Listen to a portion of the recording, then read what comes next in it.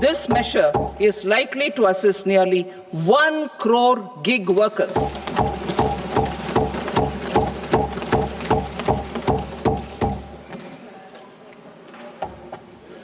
Investing in the economy, public-private partnership in infrastructure.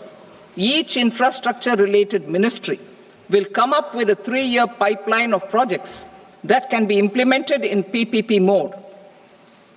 States will also be encouraged to do so and can seek support from the India Infrastructure Project Development Fund, which is a scheme to prepare PPP proposals. Support to states for infrastructure. An outlay of 1.5 lakh crore is proposed for the 50-year interest-free loans to states for capital expenditure and incentives for reforms. Building on the success of the first asset monetization plan announced in 2021, the second plan for 2025 to 30 will be launched to plow back capital of 10 lakh crore in new projects. Regulatory and fiscal measures will be fine-tuned to support the plan. Jal Jeevan Mission. Since 2019, 15 crore households, representing 80% of India's rural population, have been provided access to portable tap water connections. To achieve 100% coverage, I am pleased to announce the extension of this mission until 2028 with an enhanced total outlay. The mission's focus will be on the quality of infrastructure and O&M of rural piped water supply schemes through Jan Bhagidari. A separate MOU or separate MOUs will be signed with the states and union territories to ensure sustainability and citizen-centric water services delivery. Urban sector reforms. Building on the July budget proposals, urban sector reforms related to governance, municipal services, urban land and planning will be incentivized. Urban Challenge Fund. The government will set up an urban challenge fund of 1 lakh crore rupees to implement the proposals for cities as growth hubs, creative redevelopment of cities, and for water and sanitation purposes announced in the July budget. This fund will finance up to 25% of the cost of bankable projects, with a stipulation that at least 50% of the cost is funded from bonds, bank loans, and PPPs. An allocation of 10,000 crore is proposed in 2025-26. Power sector reforms.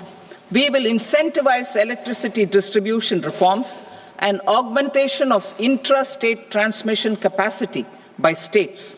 This will improve financial health and capacity of electricity companies. Additional borrowing of 0.5% of GSDP will be allowed to states contingent on these reforms. Nuclear energy mission for Vikasit Bharat. Development of at least 100 gigawatt of nuclear energy by 2047 is essential for our energy transition efforts. For an active partnership with the private sector towards this goal, amendments to the Atomic Energy Act and the Civil Liability for Nuclear Damage Act will be taken up. A nuclear energy mission for research and development of small modular reactors with an outlay of 20,000 crore will be set up. At least 5 indigenously developed small modular reactors will be operationalized by 2033. Shipbuilding.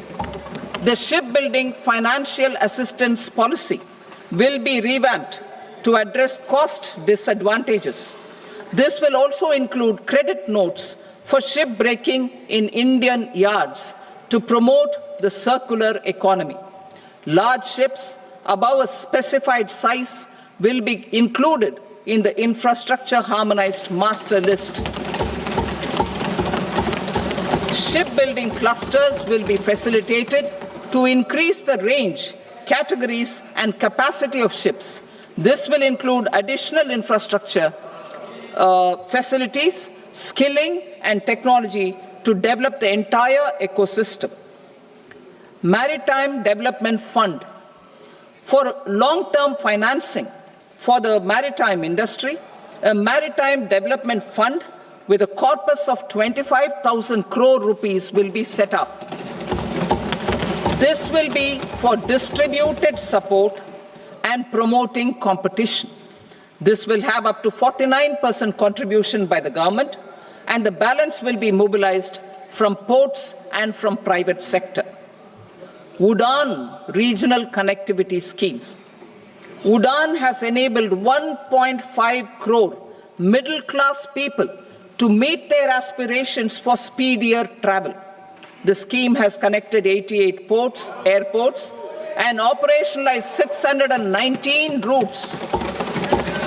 Inspired by that success, a modified UDAN scheme will be launched to enhance regional connectivity to 120 new destinations and carry 4 crore passengers in the next 10 years. 4 crore additional passengers in the next 10 years. The scheme will also support helipads and smaller airports in hilly, aspirational, and northeast regional districts. Greenfield airports will be facilitated in Bihar to meet the future needs of the state. These will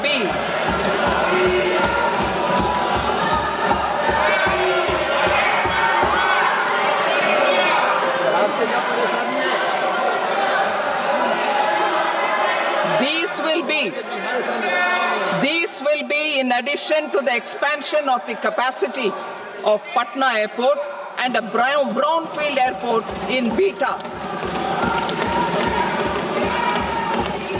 Western Kosi Canal project in Mithilanchal.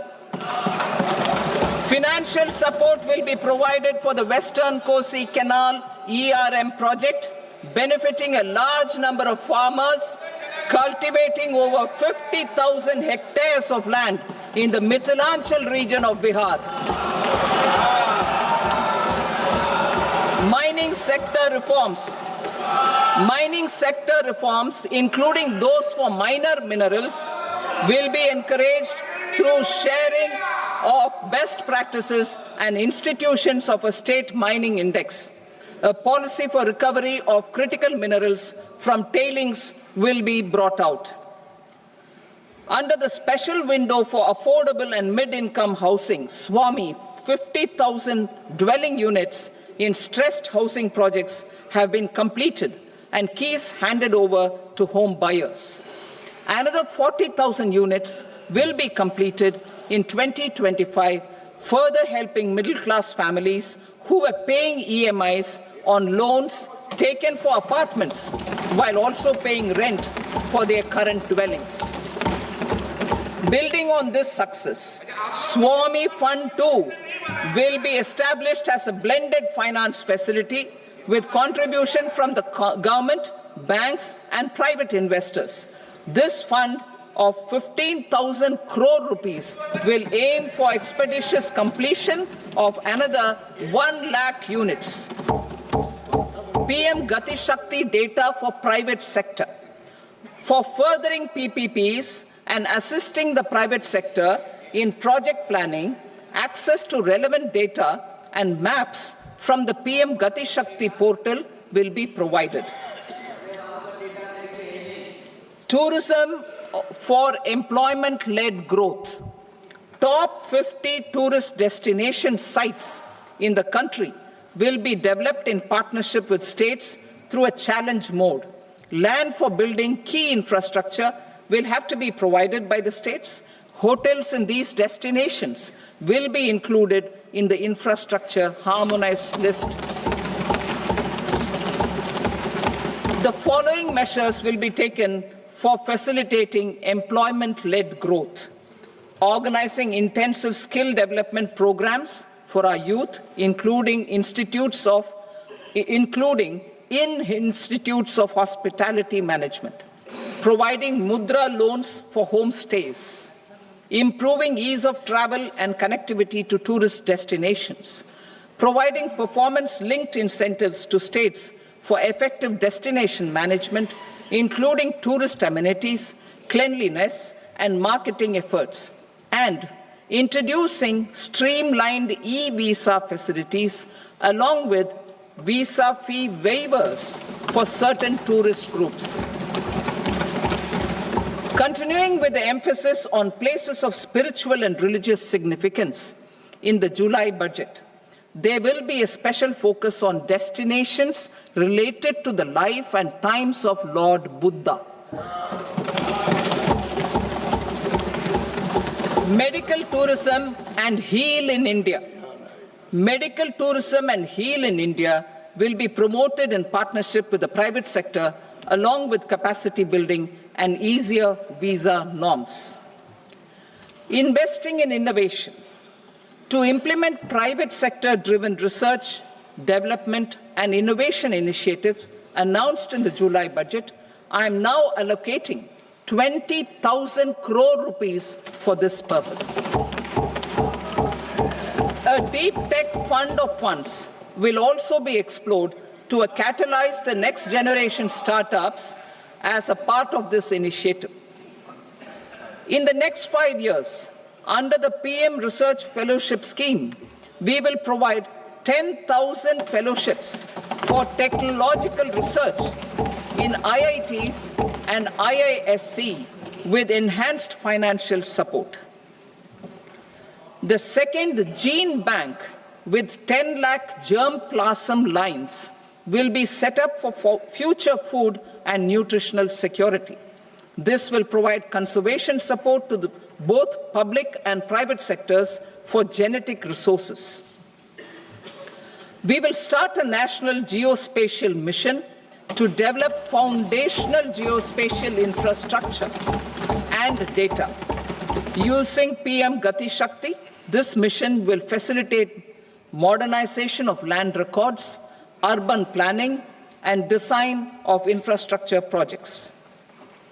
A Gyan Bharatam mission for survey, documentation, and conservation of our manuscript heritage with academic institutions, museums, libraries, and private collectors will be undertaken to cover more than 1 crore manuscripts.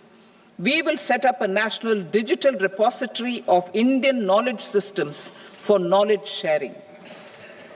Now I move to exports as the fourth engine. We will set up an export promotion mission with sectoral and ministerial targets driven jointly by the Ministries of Commerce, MSME, and Finance.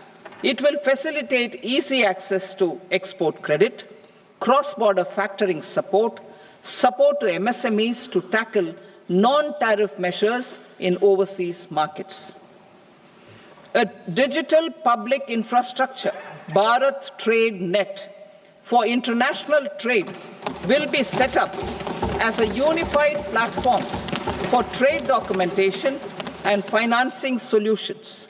This will complement the Unified Logistics Interface platform. The BTN will be aligned with international practices.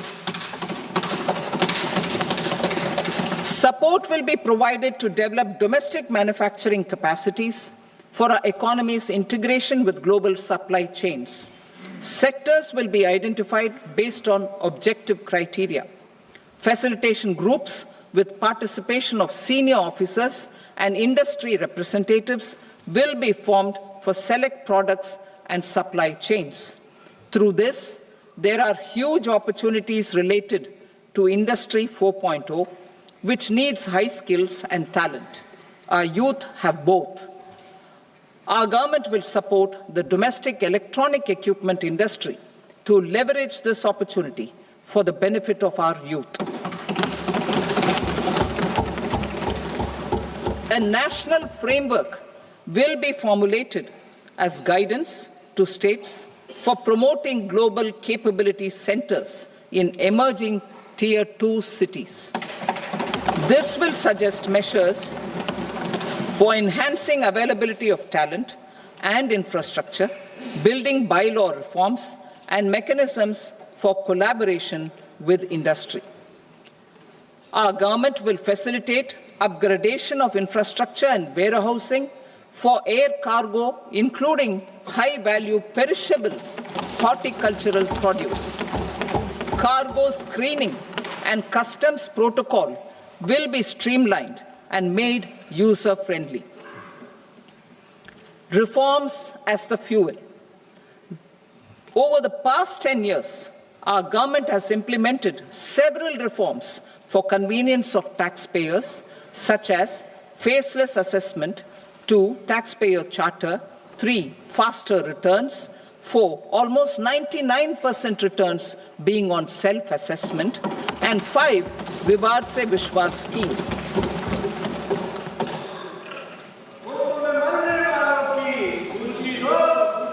Continuing these efforts, I reaffirm the commitment of the Tax Department to trust first, scrutinize later.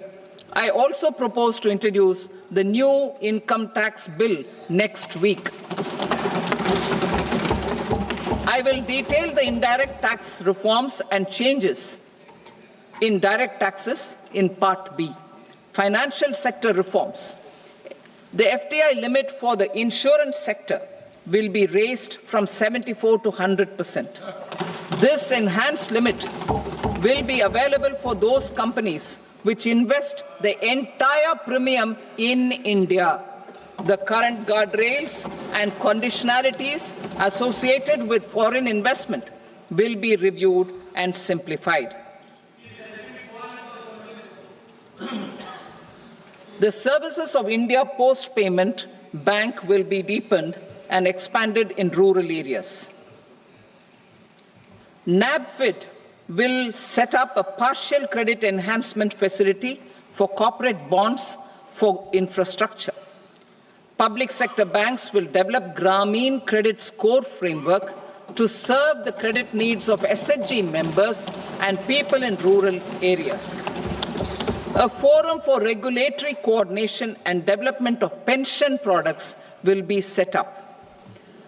To implement the earlier announcement on simplifying the KYC processes, the revamped Central KYC Registry will be rolled out in 2025. We will also implement a streamlined system for periodic updating. Requirements and procedures for speedy approval of company mergers will be rationalized. The scope for fast-track mergers will also be widened and the process made simpler. As proposed in the interim budget, we signed bilateral investment treaties with 2 countries in 2024 to encourage sustained foreign investment, and in the spirit of First Develop India, the current model BIT will be revamped and made more investor-friendly. In the last 10 years, in several aspects, including financial and non-financial, our government has demonstrated a steadfast commitment to ease of doing business. We are determined to ensure that our regulations must keep up with technological innovations and global policy developments. A light-touch regulatory framework based on principles and trust will unleash productivity and employment. Through this framework, we will update regulations that were made under old laws. To develop this modern, flexible, people-friendly, and trust-based regulatory framework appropriate for the 21st century, I propose 4 specific measures. A high-level committee for regulatory reforms will be set up for a review of all non-financial sector regulations, certifications, licenses, and permissions. The committee will be expected to make recommendations within a year. The objective is to strengthen trust-based economic governance and take transformational measures to enhance ease of doing business, especially in matters of inspection and compliances. States will be encouraged to join in this endeavor. An investment friendliness index of states will be launched in 2025 to further the spirit of competitive, cooperative federalism. Under the Financial Stability and Development Council, a mechanism will be set up to evaluate impact of the current financial regulations and subsidiary instructions. It will also formulate a framework to enhance their responsiveness and development of the financial sector. In the Jan Vishwas Act 2023, more than 180 legal provisions were decriminalized. Our government will now bring up the Jan Vishwas Bill 2.0 to decriminalize more than 100 provisions in various laws. I now move to fiscal policy. In the July budget, I had committed to staying the course for fiscal consolidation. Our endeavor will be to keep the fiscal deficit each year such that central government debt remains on a declining path as a percentage of the GDP. The roadmap for the next 6 years has been detailed in the FRBM statement. Revised estimates for 2024-25. The revised estimate of the total receipts other than borrowings is 31.47 lakh crore rupees, of which the net tax receipts are 25.57 lakh crore rupees. The revised estimate of the total expenditure is 47.16 lakh crore rupees, of which the capital expenditure is about 10.18 lakh crore rupees. The revised estimate of the fiscal deficit is 4.8% of the GDP. Budget estimates for 25-26. Coming to 25-26, the total receipts other than borrowings and total expenditure are estimated at 34.96 lakh crore rupees and 50.65 lakh crore rupees respectively. The net tax receipts are estimated at 28.37 lakh crore rupees. The fiscal deficit is estimated to be 4.4% of GDP. To finance the fiscal deficit, the net market borrowings from dated securities are estimated at 11.54 lakh crore. The balance financing is expected to come from small savings and other sources. The gross market borrowings are estimated at 14.82 lakh crore rupees. I will now move to Part B. Indirect taxes. My proposals relating to customs aim to rationalize tariff structure and address duty inversion. These will also support domestic manufacturing and value addition, promote exports, facilitate trade, and provide relief to common people. Rationalization of customs tariff structure for industrial goods. As a part of comprehensive review of customs rate structure announced in July 2024 budget, I propose to 1. Remove 7 tariff rates. This is over and above the 7 tariff rates removed in 23-24 budget. After this, there will be only 8 remaining tariff rates, including 0 rate. 2. Apply appropriate cess to broadly maintain effective duty incidence, except on a few items where such incidence will reduce marginally. 3. Levy not more than 1 cess or surcharge. Therefore, I propose to exempt social welfare surcharge on 82 tariff lines that are subject to a cess. I shall now take up sector-specific proposals. To provide relief to patients, particularly those suffering from cancer, rare diseases, and other severe chronic diseases, I propose to add 36 life-saving drugs and medicines to the list of medicines fully exempted from basic custom duty.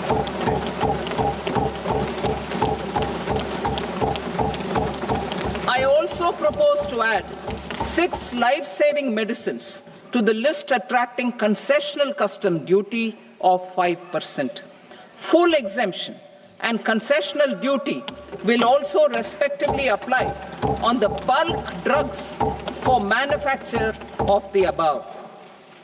Specified drugs and medicines under patient assistance programs run by the pharmaceutical companies are fully exempt from BCD, provided the medicines are supplied free of cost to the patients.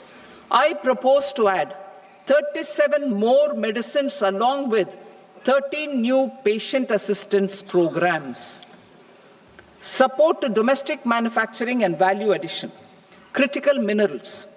In the July 2024 budget, I had fully exempted BCD on 25 critical minerals that are not domestically available.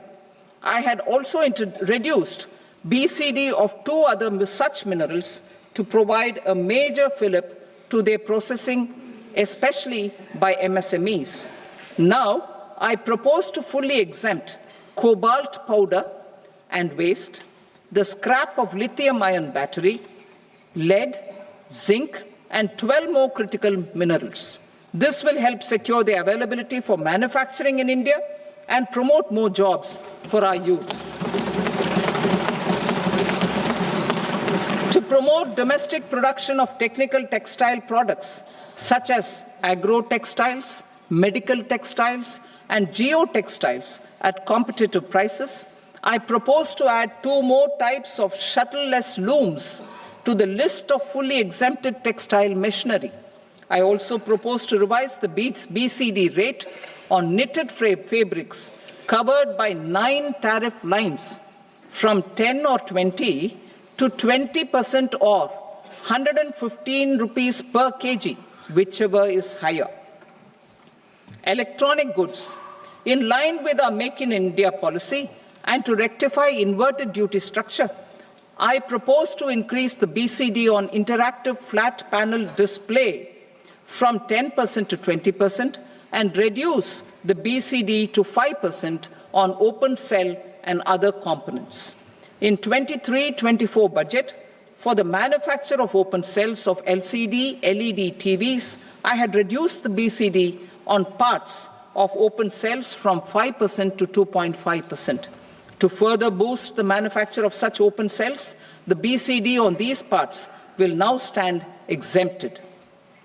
Lithium-ion battery. To the list of exempted capital goods, I propose to add 35 additional capital goods for EV battery manufacturing and 28 additional capital goods for mobile phone battery manufacturing. This will boost domestic manufacture of lithium-ion batteries, both for mobile phones and for electric vehicles. Shipping sector.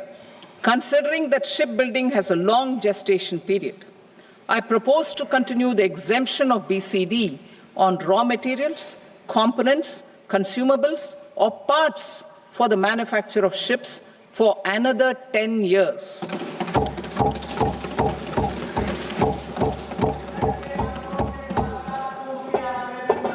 I also propose the same dispensation for shipbreaking to make it more competitive. Telecommunication. To prevent classification disputes, I propose to reduce the BCD from 20% to 10% on carrier-grade Ethernet switches to make it at par with non-carrier-grade Ethernet switches. Export promotion.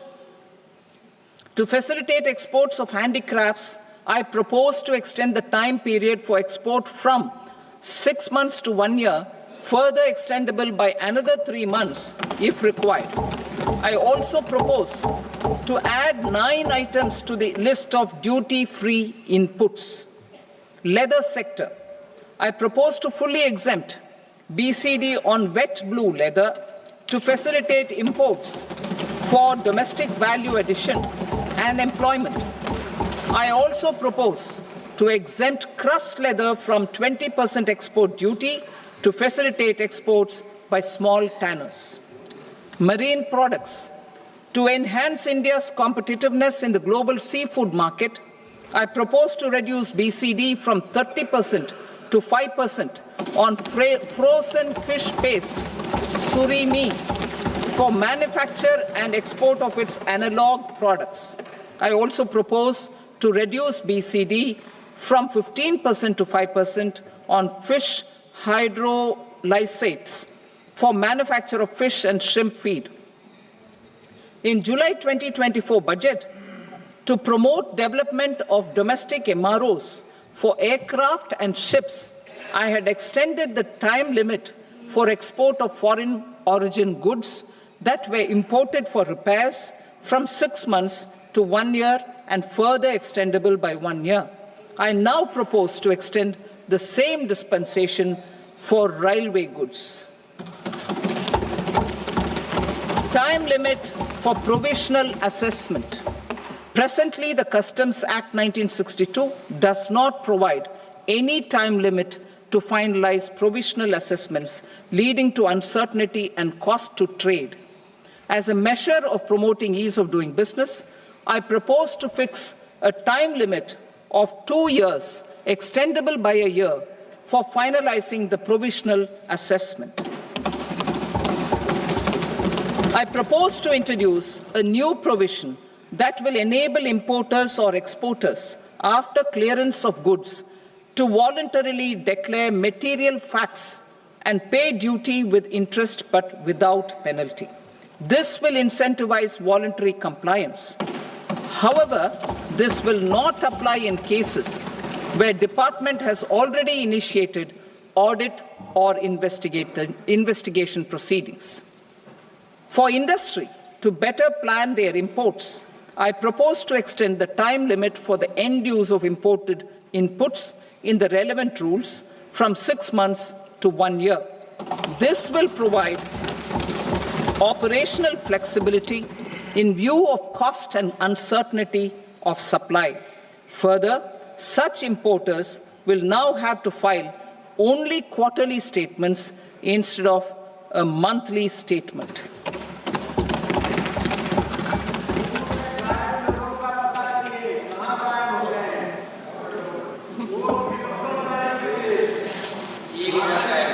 I now come to my direct tax proposals.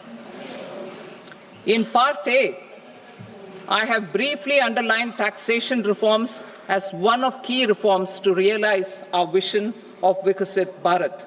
In respect of criminal law, our government had earlier ushered in Bharatiya Nyaya Sanhita, replacing Bharatiya Danda Sanhita.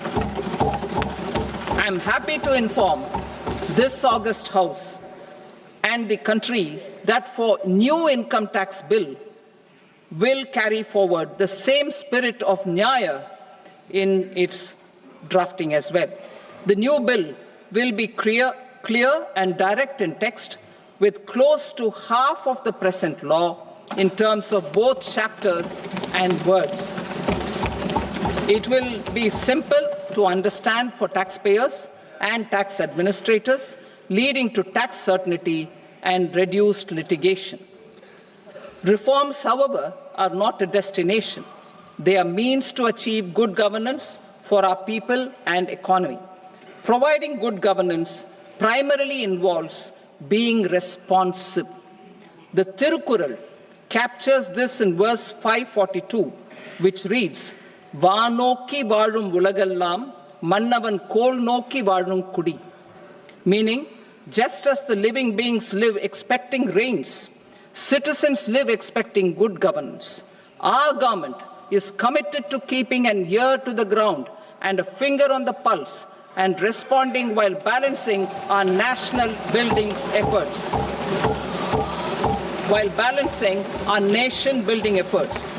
The following measures will detail just how our government will, under the guidance of PM Modi, has taken steps to understand and address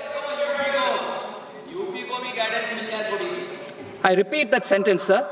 The following measures will detail just how our government, under the guidance of PM Modi, has taken steps to understand and address the needs voiced by our citizens. My tax proposals are guided by this spirit. The objectives of my proposals are as follows. Personal income tax reforms with special focus on middle class. Rationalization of TDS and TCS for easing difficulties. Encouraging voluntary compliance. Reducing compliance burden. Ease of doing business. Employment and investment. I will come to my proposal on personal income tax towards the end. TDS and TCS, rationalization for easing difficulties. I propose to rationalize tax deduction at source, TDS, by reducing the number of rates and thresholds above which TDS is deducted. Further, threshold amounts for tax deduction will be increased for better clarity and uniformity. The limit for tax deduction on interest for senior citizens is being doubled from the present 50,000 rupees to 1 lakh rupees. Similarly, the annual limit of 2.40 lakh rupees for TDS on rent is being increased to 6 lakh rupees. This will reduce the number of transactions liable to TDS, thus benefiting small taxpayers receiving small payments. The threshold to collect tax at source, the TCS, on remittances under RBI's liberalized remittance scheme, the LRS, is proposed to be increased from 7 lakh to 10 lakhs.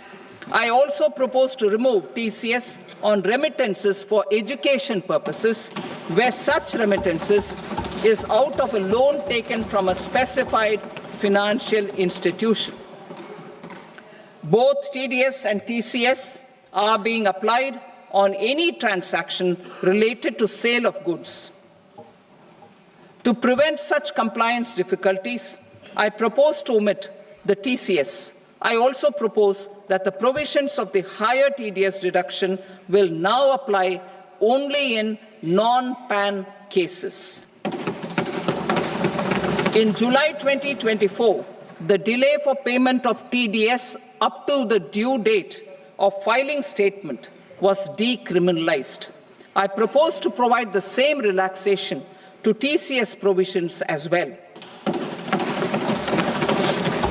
The government under the leadership of Prime Minister Modi believes in Sabka Saath, Sabka Vikas, Sabka Vishwas and Sabka Prayas. In line with this, we brought in updated return facility in 2022 for voluntary compliance by taxpayers who had omitted to report their correct income. Our trust in taxpayers was proved right. Nearly 90 lakh taxpayers voluntarily updated their incomes by paying additional tax. Taking this trust further, I now propose to extend the time limit to file updated returns for any assessment year from the current limit of 2 years to 4 years. I propose to reduce the compliance burden for small charitable trusts and institutions by increasing their period of registration from 5 years to 10 years. It is also proposed that disproportionate consequences do not arise for minor defaults such as incomplete applications filed by charitable entities. Presently, taxpayers can claim the annual value of self-occupied properties as nil only on the fulfillment of certain conditions. Considering the difficulties faced by taxpayers, it is proposed to allow the benefit of 2 such self-occupied properties without any condition. To streamline the process of transfer pricing and to provide an alternative to yearly examination, I propose to introduce a scheme for determining arm's length price of international transaction for a block period of 3 years. This will be in line with global best practices. With a view to reduce litigation and provide certainty in international taxation, the scope of safe harbor rules is being expanded. A number of senior and very senior citizens have very old national savings schemes accounts. As interest is no longer payable on such accounts, I propose to exempt withdrawals made from NSS by individuals on or after 29th August 2024. I am also proposing to allow similar treatment to NPS Vatsalya accounts as is available to normal NPS accounts subject to overall limits.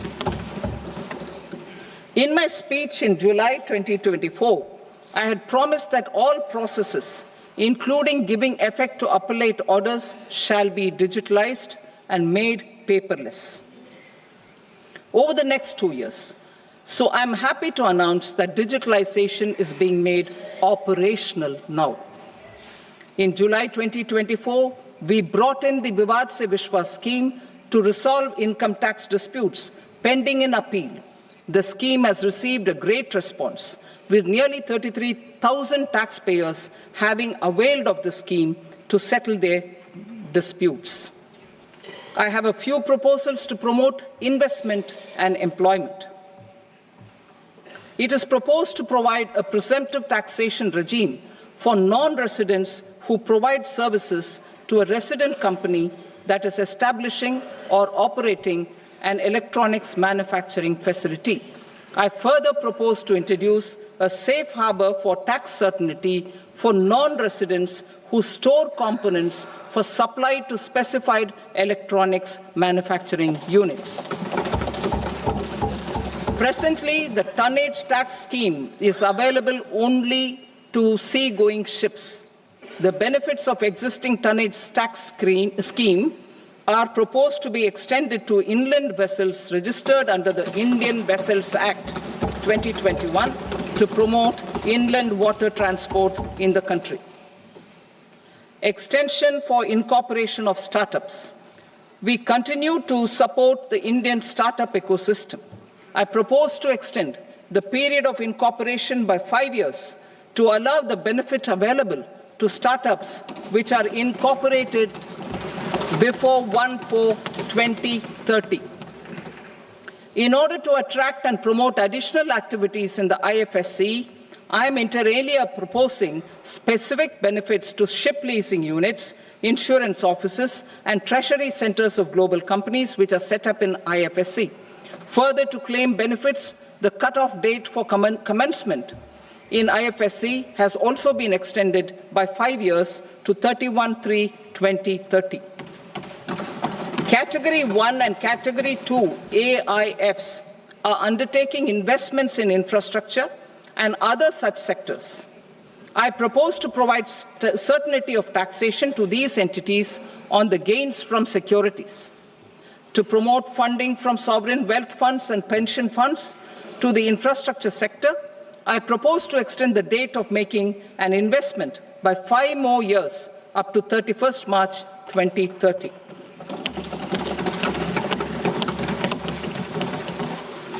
Personal income tax reforms with special focus on middle class. Democracy, demography, and demand are the key support pillars in our journey towards Vikasit Bharat. The middle class provides strength for India's growth. This government, under the leadership of Prime Minister Modi, has always believed in the admirable energy and ability of the middle class in nation building. In recognition of their contribution,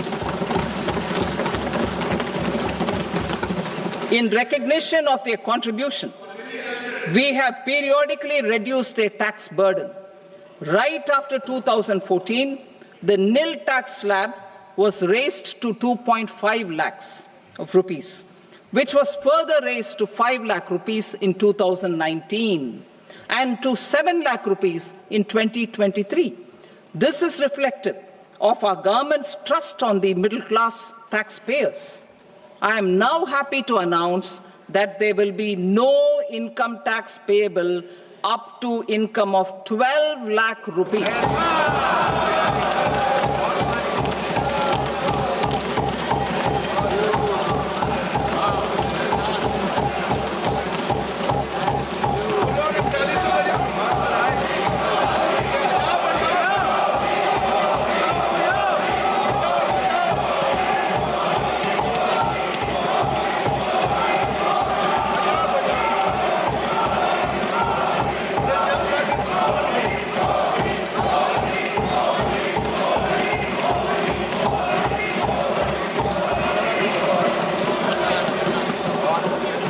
So, average income of 1 lakh per month other than the special rate income such as capital gains under the new regime. This limit will be 12.75 lakh for salaried taxpayers due to the standard deduction of 75,000. Slabs and rates are being changed across the board to benefit all taxpayers. The new structure will substantially reduce the taxes of the middle class and leave more money in their hands, boosting household consumption, savings, and investment. In the new tax regime, I propose to revise tax rate structures as follows: 0 to 4 lakh rupees nil, 4.8 lakh rupees to 4 to 8 lakh rupees 5%, 8 to 12 lakh rupees 10%, 12 to 16 lakh rupees 15%, 16 to 20 lakh rupees 20%, 20 to 24 lakh rupees 25%, and above 24 lakh rupees 30%. To taxpayers up to 12 lakh of normal income other than special rate income such as capital gains. I read that again. To taxpayers up to 12 lakh of income other than special rate income such as capital gains, tax rebate is being provided in addition to the benefit due to slab rate reduction in such a manner that there is no tax payable by them.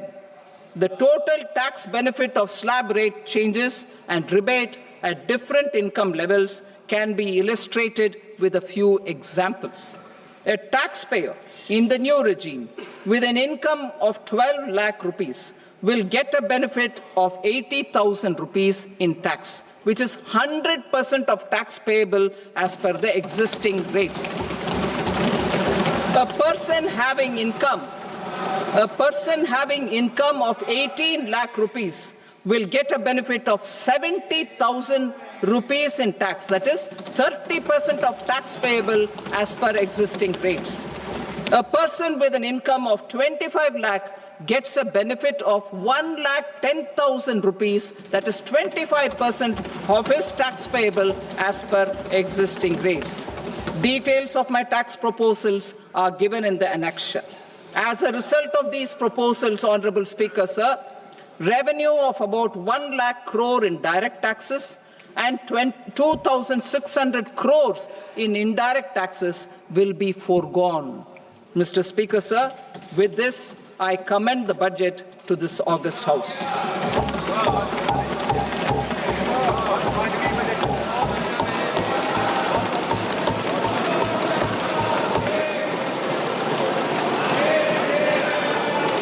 Item number 2, Srimati Nirmala Sitharaman. Sir, with your permission, I rise to lay on the table the following statements under Section 3(1) of the Fiscal Responsibility and Budget Management Act, 2003. Medium-term fiscal policy cum fiscal policy strategy statement and macroeconomic framework statement.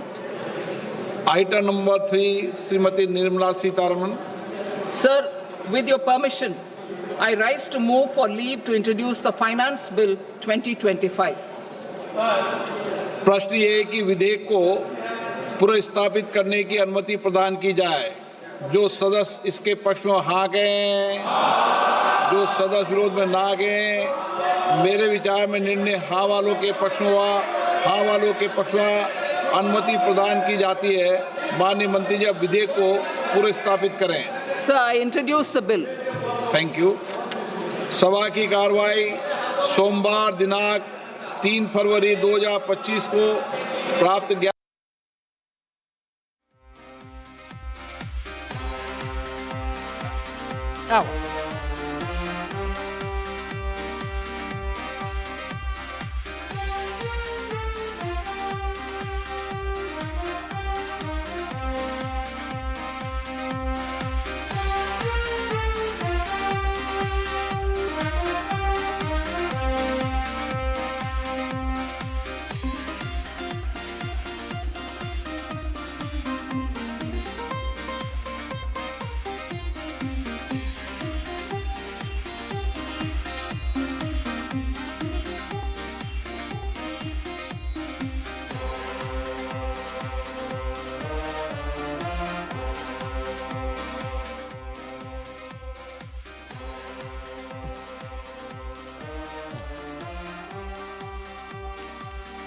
$12 லட்சம் வரை வருமான வரி இல்லை என்று மத்திய நிதியமைச்சர் budget தாக்கலின் போது அறிவித்திருக்கிறார்.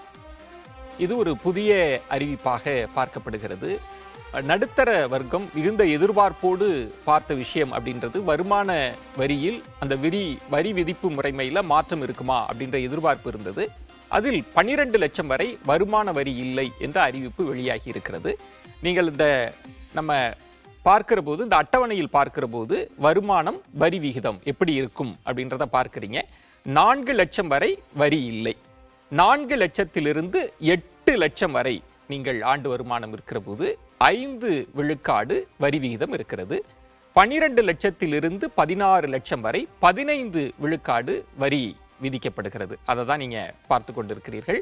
12 லட்சம் வரைக்கும் வரி இல்லை அப்படின்ற அறிவிப்பின் மூலம் கூடுதலாக 75,000 ரூபாய் கழிவு நமக்கு கிடைக்கும். சாதகமான அம்சமாக இது பார்க்கப்படுகிறது. வரி உச்சவரம்பில் அதிரடி மாற்றங்களை செய்து ஒரு மிகப்பெரிய அறிவிப்பு வெளியிடப்பட்டிருக்கிறது. அதைத்தான் நீங்கள் திரையில் காட்சியாக பார்த்து கொண்டிருக்கிறீர்கள். மாத ஊதியம் 1 லட்சம் வரை பெறுபவர்கள் இனி வரி செலுத்த தேவை இருக்காது. அதுதான் இந்த அறிவிப்பின் முக்கிய அம்சமாக நம்ம பார்க்கணும்.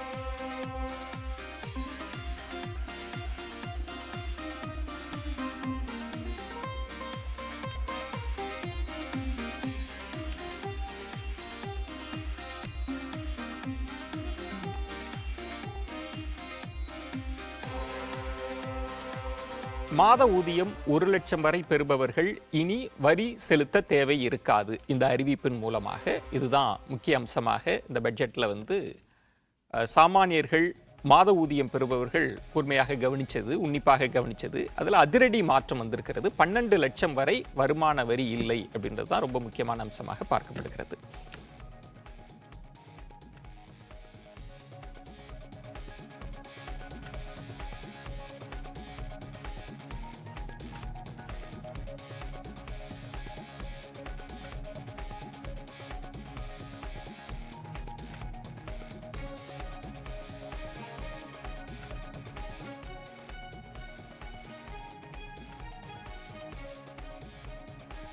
எவ்வளவு வருமானத்திற்கு இனி எவ்வளவு வரி இருக்க போகிறது அந்த அட்டவணையை தான் நீங்க திரையில் பார்க்கிறீங்க. 4 லட்சம் வரை, ஆண்டுக்கு 4 லட்சம் வரை வருமானம் இருக்கிற போது வரியே கிடையாது. 4 லட்சத்திலிருந்து 8 லட்சம் வரை 5 விழுக்காடு, 8 லட்சத்திலிருந்து 12 லட்சம் வரை 10 விழுக்காடு, 12 லட்சத்திலிருந்து 16 லட்சம் வரை 15 விழுக்காடு, 16 லட்சத்திலிருந்து 20 லட்சம் வரை 20 விழுக்காடு, 20 லட்சத்திலிருந்து 24 லட்சம் வரை 25 விழுக்காடு வரி விகிதம் இருக்கும். 24 லட்சத்திற்கு மேல் 30 விழுக்காடு வரி விகிதம் இருக்கும். அதை தான் நீங்க அட்டவணையில் பார்த்து கொண்டிருக்கிறீர்கள்.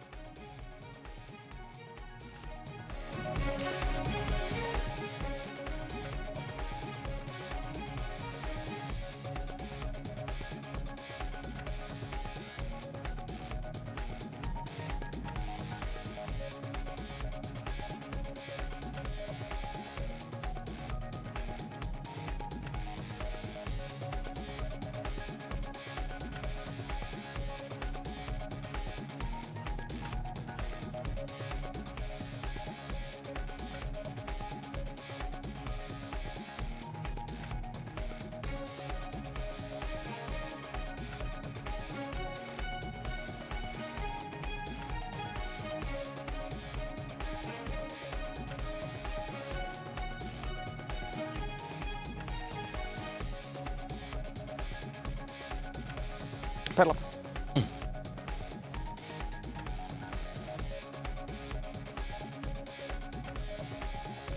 சிறப்பு அமர்விற்கு உங்களை வரவேற்கின்றேன். மத்திய பட்ஜெட் 2025-26 தாக்கலாகி இருக்கிறது. துறைசார் நிபுணர்களை கொண்டு நம்ம அலச இருக்கிறோம். முக்கியமான பிரதான துறைகள் ரயில்வே, பொருளாதாரம், சுகாதாரம், விவசாயம், தொழில்துறை அப்படின்னு முக்கியமான துறைகளை எடுத்து துறைசார் ஆளுமைகளை கொண்டு தான் நம்ம இந்த பட்ஜெட் குறித்து நம்ம விரிவாக பேச இருக்கிறோம். சிறப்பு விருந்தினர்களை உங்களுக்கு அறிமுகம் செய்து விடுகிறேன். ரயில்வே துறையை பிரதிநிதித்துவப்படுத்த திரு இளங்கோவன் அவர்கள் வந்திருக்கிறாங்க. வணக்கம் திரு இளங்கோவன். பொருளாதாரம் சார்ந்து பேசுவதற்காக திரு TC தாமஸ் அவர்கள் வந்திருக்கிறாங்க. வணக்கம். சுகாதாரத்துறை பற்றி உரையாடுவதற்காக திரு அமலோற்பநாதன் மருத்துவர் வந்திருக்கிறாங்க. வணக்கம். விவசாயத்துறை சார்ந்து திரு PR பாண்டியன் அவர்கள் வந்திருக்கிறாங்க. வணக்கம். தொழில்துறை திரு ரகுநாதன் அவர்கள் வந்திருக்கிறாங்க. வணக்கம் திரு ரகுநாதன். முதல்ல இந்த வருமான வரி இந்த விகிதம் இதுதான் பெரிய எதிர்பார்ப்பாக இருந்தது. ஒரு அதிரடி மாற்றம் வந்திருக்கு. முதல் கட்ட கருத்தை அதை பேசிட்டு துறை சார்ந்து பேசலாம்னு நினைக்கிறேன். திரு இளங்கோவன், 12 லட்சம் வரைக்கும் வரி இல்லை அப்படின்ற அறிவிப்பை எப்படி பார்க்குறீங்க? அனைத்து தொழிற்சங்கங்களும் ப்ரீ பட்ஜெட் சர்வேயில் கோரிக்கை வச்சாங்க 15 லட்சமாக ஆக்கணும்னு சொல்லிட்டு. 12 லட்சம் வந்திருக்கிறது வரவேற்கத்தக்கது தான். இது வரவேற்கத்தக்கது. இது நிறைய பலன் அளிக்கும். நடுத்தர வர்க்கத்துக்கு ஓரளவுக்கு நிவாரணம் கொடுக்கக்கூடியது தான். ஆனால் இது இந்த பட்ஜெட்டில் நான் என்ன பார்க்குறேன்னா, அங்கன்வாடி தொழிலாளிகளை பற்றி அவங்க சொன்னாங்க. 8 கோடி பயனாளிகளை கவனிக்கக்கூடிய அந்த அங்கன்வாடி தொழிலாளிகளுக்கு நல்லது தானே. 8 கோடி பேருக்கு பயனளிக்கக்கூடியது. அதில் அவங்கள அரசு ஊழியர்கள் ஆக்கணுங்கிற கோரிக்கை ஏற்கப்படல. நம்ம இந்த வரி விதிப்பு முறையை பேசிட்டு நம்ம துறை சார்ந்து பேசலாம்னு நினைக்கிறேன். என்ன பார்க்குறீங்கன்னு. நம்மோடு செய்தியாளர் திருச்சியிலிருந்து பிருந்தா இணைப்பில் இருக்கிறாங்க. இந்த தனிநபர் வருமான வரி உச்சவரம்பு அது உயர்த்தப்பட்டிருக்கிறது. பிருந்தா, அங்க இருக்கக்கூடியவர்கள் என்ன நினைக்கிறாங்க, அவங்களோட மனநிலை என்னவா இருக்கு, சுருக்கமா பதிவு செய்யுங்க பிருந்தா.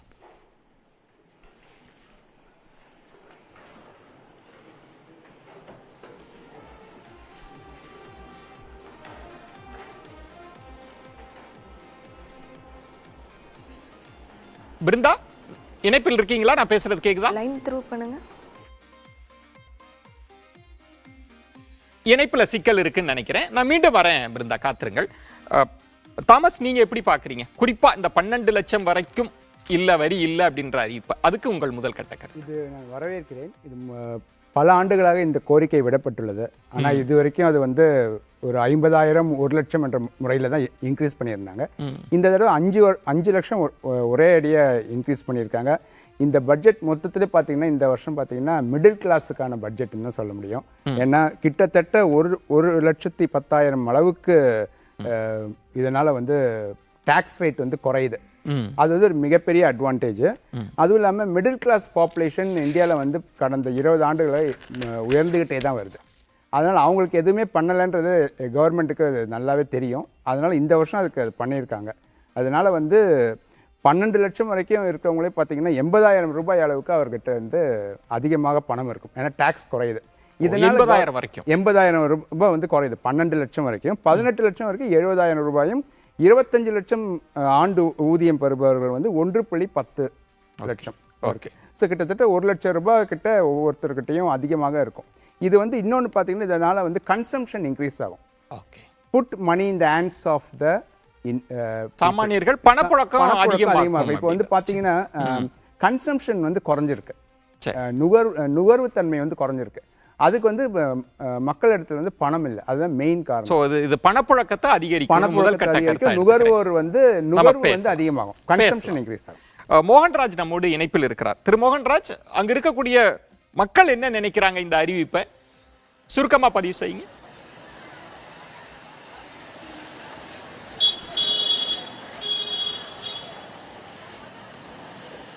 மோகன்ராஜ்.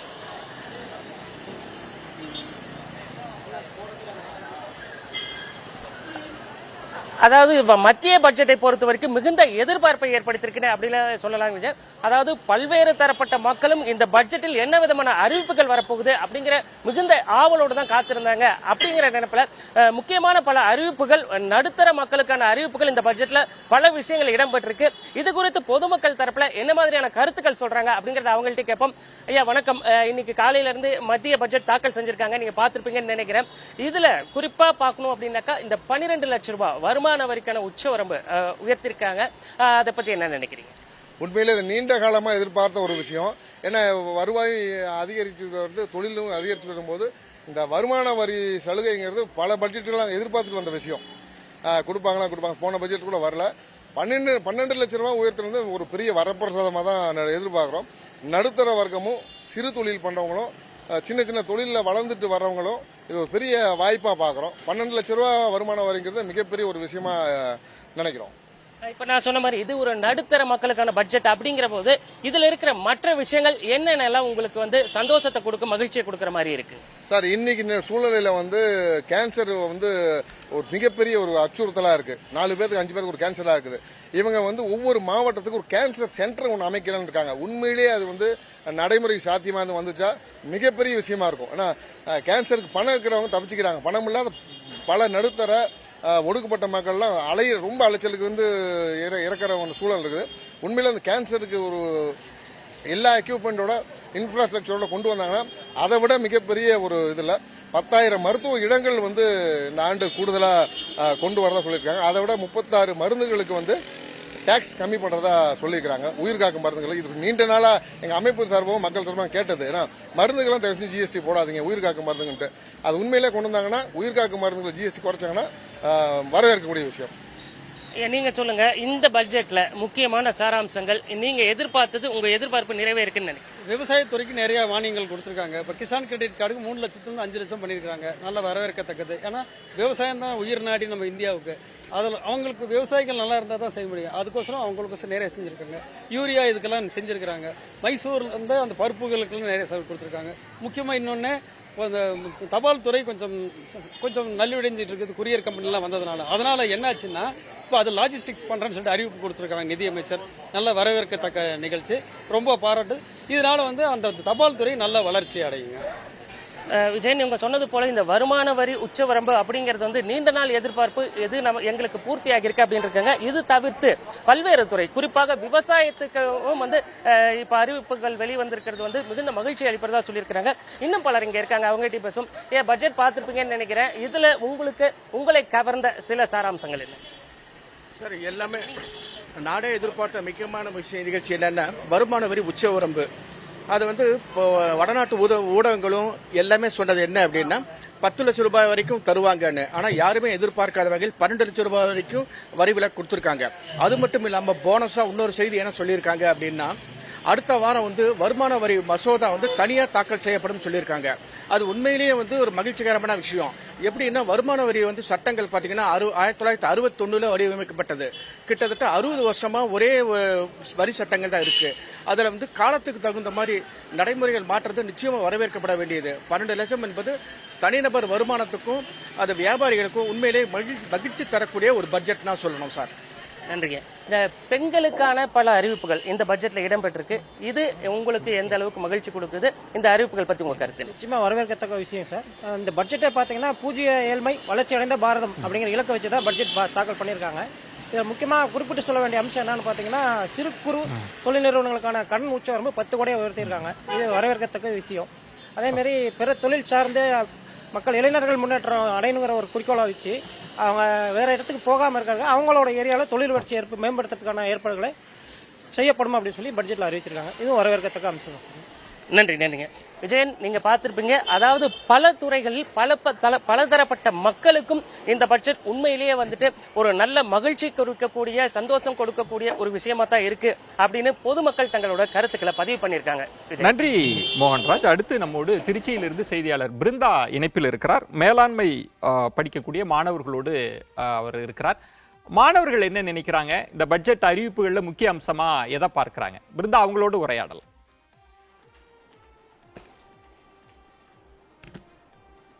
விஜயன், ஒரு நாட்டினுடைய வளர்ச்சி திட்டங்களையும் ஒரு தனிநபருடைய வாழ்வியலையும் தீர்மானிக்கக்கூடியதாக இருக்கிறது தான் மத்திய பட்ஜெட். அந்த வகையில தாக்கல் செய்யப்பட்டிருக்கக்கூடிய மத்திய பட்ஜெட்ல பல்வேறு சிறப்பு அம்சங்கள் என்பது இடம்பெற்றிருக்கு. குறிப்பா எல்லாருக்குமே ஒரு எதிர்பார்ப்பு இருக்கும். ஒரு பட்ஜெட் வருது அப்படின்னா அது விவசாயிகள் தொடங்கி வணிகம் சார்ந்து பணியாற்றக்கூடிய ஒவ்வொருவருக்கும் குறிப்பிடத்தகுந்த விஷயங்களை சொல்லக்கூடியதாக தான் பட்ஜெட் இருக்கும். அந்த வகையில திருச்சி சத்திரம் பேருந்து நிலையம் அருகில் இருக்கக்கூடிய தனியார் கல்லூரியில வணிக மேலாண்மை படிக்கக்கூடிய மாணவர்கள் புதிய தலைமுறை வாயிலாக காலை முதலே தொடர்ந்து இந்த பட்ஜெட் தொடர்பான நேரலையை பார்த்து வருகிறார்கள். குறிப்பாக பட்ஜெட்ல சொல்லப்படுற முக்கிய விஷயங்கள் என்னென்ன என்பது குறித்து இங்க இருக்கக்கூடிய மாணவர்கள் வந்து குறிப்பெடுத்தும் வருகிறார்கள். ஒளிப்பதிவாளர் சசிகுமார் காட்சிகளை காண்பித்துக் கொண்டிருக்கிறார். இந்த பட்ஜெட்டினுடைய வாசிப்பின் போதே ஒவ்வொரு திட்டங்களும் எவ்வளவு முக்கியத்துவம் வாய்ந்தது, அது தனிநபருடைய வருமான வரி விலக்காக இருக்கட்டும் அல்லது விவசாயிகள் சார்ந்த திட்டங்களாக இருக்கட்டும், என்ன மாதிரியான திட்டங்கள் முக்கியத்துவம் பெறுகிறது என்பது குறித்து மாணவர்கள் குறிப்பெடுத்து வருகிறார்கள். இங்கு மாணவர்கள் இருக்காங்க, அவங்கள்ட்ட பேசலாம். காலையில இருந்து பட்ஜெட் பார்த்துட்டு இருக்கீங்க, என்னென்ன விஷயங்கள் நோட்டபிளா பாக்குறீங்க? நீங்க எதுவும் எதிர்பார்த்த விஷயங்கள் இருந்துச்சா? அது இந்த பட்ஜெட்ல சொல்லியிருக்காங்களா? இந்தியா 2025-26 பட்ஜெட் அலோகேஷனில் முதன்முறையாக பெண்கள் தொழில் முனைவோர்களுக்கு 2 கோடி ஒதுக்கீடு செய்திருக்காங்க. இதனால் எஸ்டிஎஸ்சி பெண்கள்லாம் பயனடைகிறாங்க. இதை நான் எதிர்பார்த்தேன். இப்ப வந்து வருமான வரி விலக்கு தான் வந்து பேசு பொருளாகவே மாறி இந்த பட்ஜெட்டுடைய ஒரு தொடர்ந்து பேசலாம் இருந்தா காத்துருங்க. நம்மோடு டாக்டர் தமிழிசை அவர்கள் இணைப்புல இருக்கிறாங்க. நம்ம அவங்களோடு பேசலாம். வணக்கம் டாக்டர் தமிழிசை. மத்திய பட்ஜெட்டினுடைய அறிவிப்பை எப்படி பார்க்கிறீங்க? குறிப்பாக 12 லட்சம் வரை வரி இல்லைன்ற அந்த அறிவிப்பை எப்படி எடுத்துக்கிறீங்க?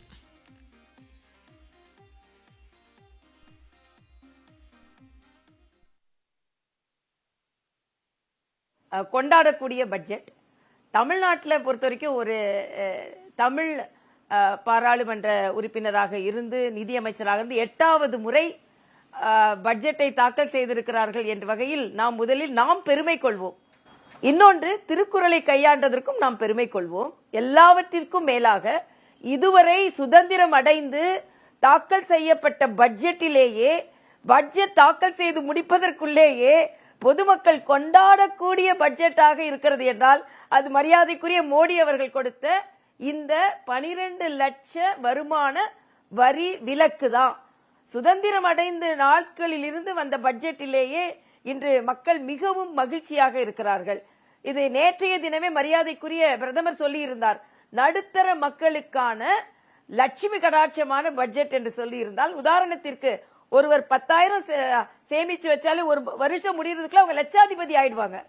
அதே மாதிரி 10 வருஷத்துக்குள்ள அவங்க கோடீஸ்வரர் ஆயிடலாம். ஆக மிக மிக மக்களுக்கான பட்ஜெட், எளியோருக்கான பட்ஜெட், எந்த துறையும் விடுபடவில்லை. அது மட்டும் இல்ல, தனிநபர் வருமானத்திற்கும் மிக அதிகமாக சலுகை கொடுக்கப்பட்டிருக்கிறது. 4 லட்சம் வரைக்கும் வரி விலக்கு இல்லை, இங்க பட்டியலிட்டு இருக்கிறீர்கள். அதே மாதிரி 24 லட்சம் வந்தா கூட 30% கழிவு இருக்கிறது. ஆக தனிநபர் வருமானத்திலும் மிக அதிகமாக சலுகை கொடுக்கப்பட்டிருக்கிறது. எல்லாவற்றிற்கும் மேலாக வருமான வரி தாக்கல் செய்வது எளிமையாக்கப்பட்டிருக்கிறது, அதன் மூலம் ஊக்கப்படுத்தப்பட்டிருக்கிறது.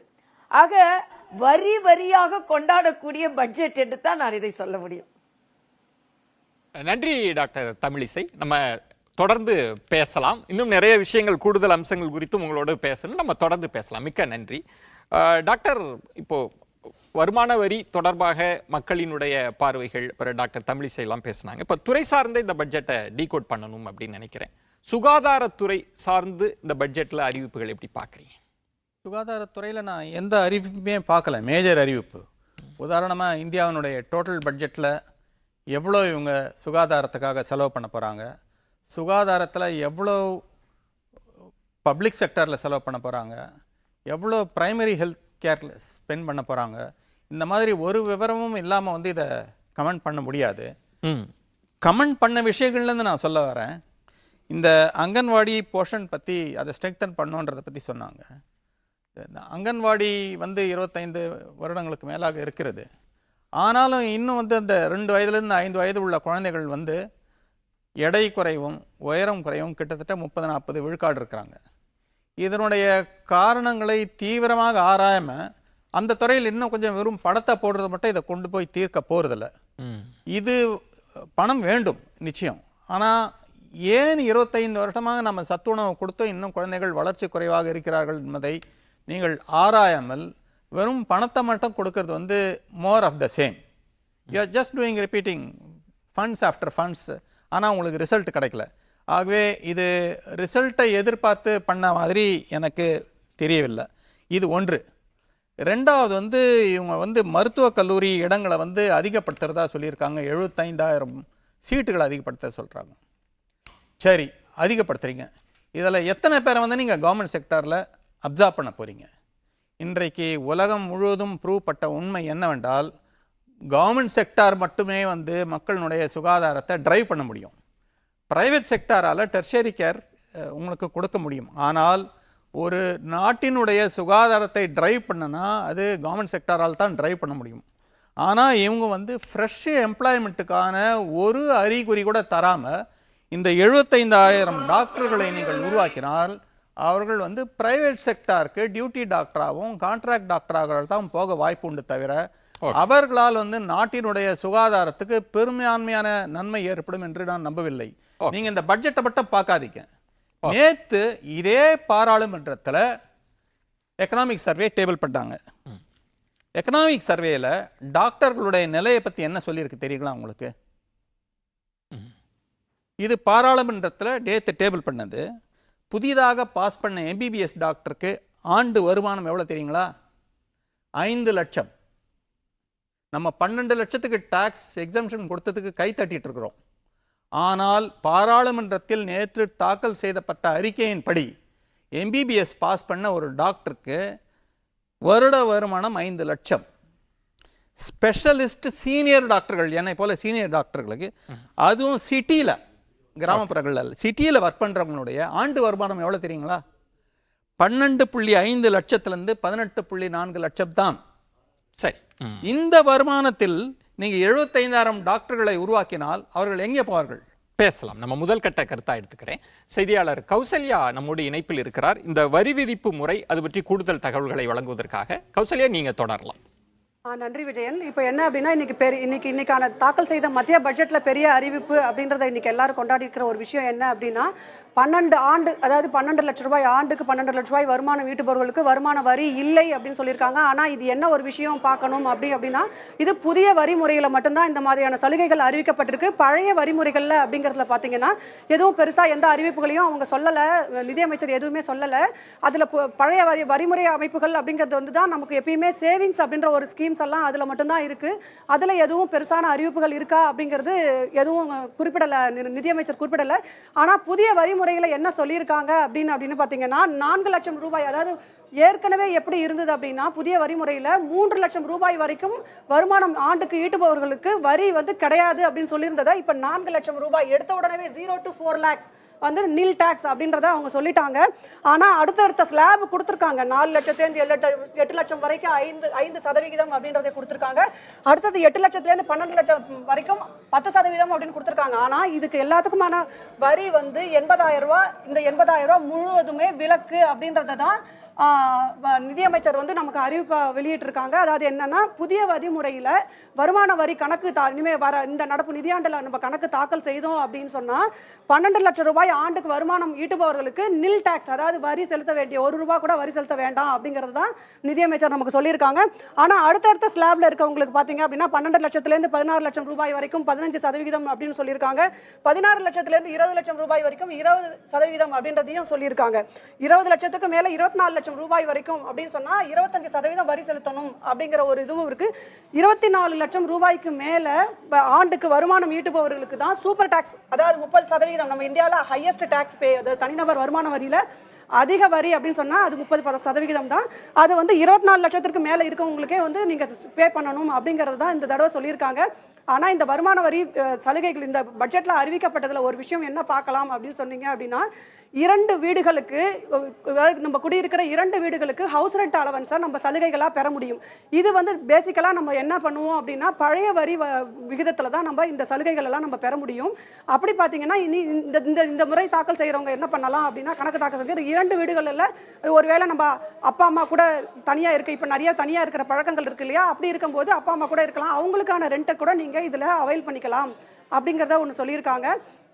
அடுத்ததா என்ன சொல்லியிருக்காங்கன்னா, மூத்த குடிமக்களுக்கு டாக்ஸ் டிடக்ஷன் அட் ஸ்டோர்ஸ் அப்படின்னு சொல்லுவாங்க, வருமான வரி பிடித்தம். அது வந்து என்ன அப்படின்னா 50,000 ரூபாயிலிருந்து 1 லட்சம் ரூபாயாக உயர்த்தி அறிவிச்சிருக்காங்க. இது ஒரு நல்ல ஒரு விஷயமா தான் பார்க்கப்படுது. ஏன்னா மூத்த குடிமக்கள் அப்படின்னு சொல்லும் போதே பார்த்தீங்கன்னா அவங்களுக்கு பெரிய வருவாய் அப்படின்றது எதுவும் இருக்காது. அவங்களோட சேவிங்ஸ்லேருந்து வர வருவாயில தான் அவங்க வந்து வாழ்வாதாரத்தை நகர்த்துற மாதிரி பல குடும்பங்கள் இருக்கு. அதனால இது ஒரு பாசிட்டிவான ஒரு விஷயமா பார்க்கப்படுது. அடுத்ததா என்ன அப்படின்னா, நம்ம ஹவுஸ் ரெண்ட் அலவன்ஸுக்கு 2.4 lakhs அப்படின்னு இருந்தது TDS, இதை வந்து 6 லட்சமா உயர்த்தி அறிவிச்சிருக்காங்க. இந்த அறிவிப்புகள் தான் இப்போதைக்கு நிர்மலா சீதாராமன் வந்து நமக்கு இந்த மத்திய பட்ஜெட்ல தெரிவிச்சிருக்காங்க. இதுக்கு தாண்டி என்னன்னா, அடுத்த வாரம் புதிய வருமான வரி சட்ட மசோதா வந்து தாக்கல் செய்யப்படும் மத்திய மக்களவையில் அப்படிங்கிற ஒரு அறிவிப்பையும் சொல்லியிருக்காங்க. விஜயன், நன்றி கௌசல்யா, உங்களுடைய விரிவான பார்வைகளை முன் வச்சிங்க, மிக்க நன்றி. நம்மோடு இணைப்பில் முத்தரசன் அவர்கள் இணைப்பில் இருக்கிறார், நம்ம பேசலாம்.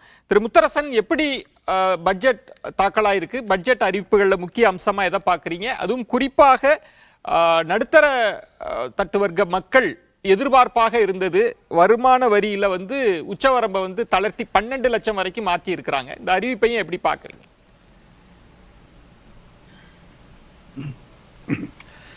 அதாவது இந்த ஒன்று தான், இந்த பட்ஜெட்டில் மாத வருமானம் மாதம் 1 லட்ச ரூபா சம்பாதிக்கக்கூடியவர்களுக்கு இதில் சலுகை இருக்குது.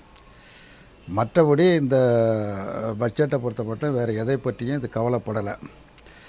எதை பற்றியும் கவலைப்படலை அப்படின்னா, எதை பற்றி கவலைப்படுது அப்படின்னா பீகாரை பற்றி கவலைப்படுது. ஏன்னா பீகாரில் சட்டமன்றத்துக்கான தேர்தல் வருது. போன தடவை 2 மாநிலத்திற்கு ஏராளமான சலுகைகள் வழங்கினாங்க, ஆந்திராவுக்கும் பீகாருக்கு வழங்கினாங்க. இந்த தடவை பீகாருக்கு மட்டும் சலுகைகளை வாரி வழங்கியிருக்கிறாங்க. மற்ற மாநிலங்கள், தமிழ்நாடு உள்ளிட்ட மாநிலங்களுடைய நிலைமை என்ன அப்படிங்கிறது இதில் இந்த அறிவிப்பில் எதுவும் வரல. முக்கியமாக மக்கள் மிக கடுமையாக பாதிக்கப்பட்டிருக்கிற பிரச்சனை என்பது விலைவாசி உயர்வு, வேலையின்மை. இந்த 2 தான் மிக மிக முக்கியமான பிரச்சனை. அந்த விலைவாசியை குறையணும் அப்படின்னா குறிப்பாக பெட்ரோல் டீசல் விலை குறைப்பதற்கான நடவடிக்கைகள் மேற்கொள்ளலாம். அதை பற்றி இந்த பட்ஜெட்டில் அதை பற்றியெல்லாம் ஒன்றும் கிடையாது. அதே மாதிரி விவசாயிகளோட பிரச்சனை முக்கியமான பிரச்சனை. போராட்டம் தொடர்ந்து நடைபெற்று கொண்டிருக்கிறது. விலை நிர்ணய சட்டம் வேண்டும் என்பதற்காக காலவரையற்ற உண்ணாவிரத போராட்டம் நடைபெற்று கிட்டத்தட்ட 50 நாட்களை கடந்த நிலையில் உச்சநீதிமன்றமே தலையிட்டு தீர்வு காணுங்கள் என்று சொல்லியும் எந்த பயனும் இல்லை. விவசாய தொழிலாளருடைய பிரச்சனைகள் எப்படி தீர்க்க போகிறாங்க? குறிப்பாக மகாத்மா காந்தி வேலை உறுதியளிப்பு திட்டத்திற்கான நிதி இதில் ஒதுக்கப்பட்டிருக்கா, ஒதுக்கலையா, அதை பற்றி எந்த விதமான அறிவிப்புகளும் இல்லை. அது மாதிரி தொழிலாளர்கள் தொடர்ந்து போராடி கொண்டிருக்கிறாங்க. அது மாதிரி காப்பீட்டு திட்டத்தில் கம்ப்ளீட்டாக 100% அந்நிய முதலீட்டிற்கு அனுமதி வழங்குவது 74 என்று இருந்ததை 100% அந்நிய முதலீட்டுக்கு அனுமதித்திருப்பது என்பது மிக மிக கடுமையான கண்டனத்திற்குரியது. இது ஒரு மிகப்பெரிய பாதிப்பை ஏற்படுத்தக்கூடிய செயலாகும். திருக்குறளை சொல்லியிருக்காங்க, நல்ல அற்புதமான திருக்குறள் தான். வான் நோக்கி வாழும் மன்னவன் உலகம், கோன் நோக்கி வாழும் குடி. அதாவது உலகத்தில் இருக்கிற உயிர்கள்லாம் வானத்தை நம்பி மழையை நம்பி தான் இருக்குது. ஆனால் மக்கள், ஏழை எளிய மக்கள், சாதாரண மக்கள், பட்டியலின மக்கள், அனைத்து மக்களும் அரசாங்கத்தை தான் எதிர்பார்த்துட்டு இருக்கிறாங்க. அத்தகைய மக்களுக்கு இதில் ஒன்றும் பெருசாக இல்லை. இதற்கு இன்னொரு குறள், மாற்றுக்குறள் இருக்குது. என்பதைத்தான் ஓரா முறை செய்யா மன்னவன் தன்பதைத்தான் தானே கெடும். அதாவது ஆடம்பரமாகவும் ஆராய்ந்து நீதி வழங்காமலும் நடைபெறும் அரசு தாழ்ந்த நிலையடைந்து தானாகவே கட்டொழிந்து விடும் அப்படின்னு ஒரு திருக்குறள் இருக்குது. அந்த திருக்குறள் தான் இவங்களுக்கு பொருந்தும். அவங்க அந்த திருக்குறளை சொல்லி முடிச்சிட்டாங்க. அதோடு சேர்த்து இந்த திருக்குறளையும் பார்க்கணும் அப்படிங்கிறதான். அதாவது பீகார் சந்தோஷம் அடையணும். ஏன்னா நிதிஷ்குமார் இடையில பிரச்சனை செய்து கொண்டு இருக்கிறாரு. அதனால் அவர் விலகி போய் விடாமல் இருக்கணும். ரெண்டாவது தேர்தலில் அவங்களுடைய அணி ஜெயிக்கணும். அதற்காக அந்த மாநிலத்திற்கான நிறைய சலுகைகள், விமான நிலையம் உள்ளிட்ட பல்வேறு சலுகைகள் வழங்கப்பட்டு இருக்கிறது. தமிழ்நாட்டிலிருந்து நிறைய எதிர்பார்ப்புகள் இருக்குது. குறிப்பாக இயற்கை சட்டத்தால் ஏற்பட்ட பாதிப்பிற்கு நிதி கேட்கிறது, தொடர்ந்து முறையீடு. அது மாதிரி தமிழ்நாட்டிற்கு வர வேண்டிய, குறிப்பாக மகாத்மா காந்தி வேலை உறுதியளிப்பு திட்டத்திற்கு வர வேண்டிய நிதி 2000 கோடிக்கு மேலே வர வேண்டிய நிதி வரல அப்படிங்கிற பிரச்சனை, கல்விக்கு ஒதுக்கப்பட வேண்டிய நிதி ஒதுக்கப்படலைங்கிற பிரச்சனை. அதே மாதிரி ரயில்வே திட்டங்களுக்கு தமிழ்நாட்டிற்கு நிதி ஒதுக்கப்பட வேண்டும், மெட்ரோ திட்டம் 2வது திட்டத்திற்கு நிதி ஒதுக்கப்பட வேண்டும் போன்ற பல்வேறு ஏராளமான கோரிக்கைகள் இருக்கிறது. அவைகளையெல்லாம் இந்த பட்ஜெட்டில் அவங்க அறிவிப்பார்கள் என்று எதிர்பார்த்த தமிழ்நாட்டு மக்களுக்கு ஒரு மிகப்பெரிய ஏமாற்றத்தை அளிக்கக்கூடிய நிதிநிலை அறிக்கையாகும். நன்றி திரு முத்தரசன். ஏமாற்றம் அளிக்கிறது, சில அறிவிப்புகளை கடந்து பல துறைகளுக்கும் ஏமாற்றம் அளிக்கிறது. குறிப்பாக தமிழ்நாடு எதிர்பார்த்ததும் கிடைக்கல அப்படின்னு உங்கள் பார்வையை முன் வச்சிருக்கிறீங்க. நம்ம தொடர்ந்து பேசணும். பியர் பாண்டியன், இப்போ விவசாயத்துறை திரு முத்தரசன் அவர்களும் சுட்டி காட்டினார். விவசாயத்துறை சார்ந்து இந்த பட்ஜெட்டில் இருக்கிற முக்கியமான அம்சம்னு எதை பார்க்குறீங்க? எதிர்பார்ப்புகள் நிறைவேறி இருக்கிறதா? ஒட்டுமொத்தமாக இந்த பட்ஜெட்டு வருமான வரி 12 லட்சம் வரையிலும் வருமான வரி விலக்கு என்கிற பெயரால் ஒட்டுமொத்த பட்ஜெட்டும் ஏமாற்றம் அளிக்கக்கூடிய பட்ஜெட். அந்த ஒரு அறிவிப்பை மட்டும் அவங்க மிகைப்படுத்தி தன்னைத்தானே பாராட்டி கொள்கிற நிலையில் உருவாக்கிட்டாங்க. இதுதான் பெரிய வேதனை அளிக்குது. ஏன்னா இவங்க எந்த ஒரு துறைக்குமே என்ன பட்ஜெட்டு ஒதுக்கீடு செய்யப்பட்டிருக்கு, எந்த திட்டங்களை எப்படி செய்ய போகிறோங்கிறதே தெரியல. குறிப்பாக வேளாண் திட்டங்களை பற்றி ஒரு வார்த்தை சொல்கிறாங்க.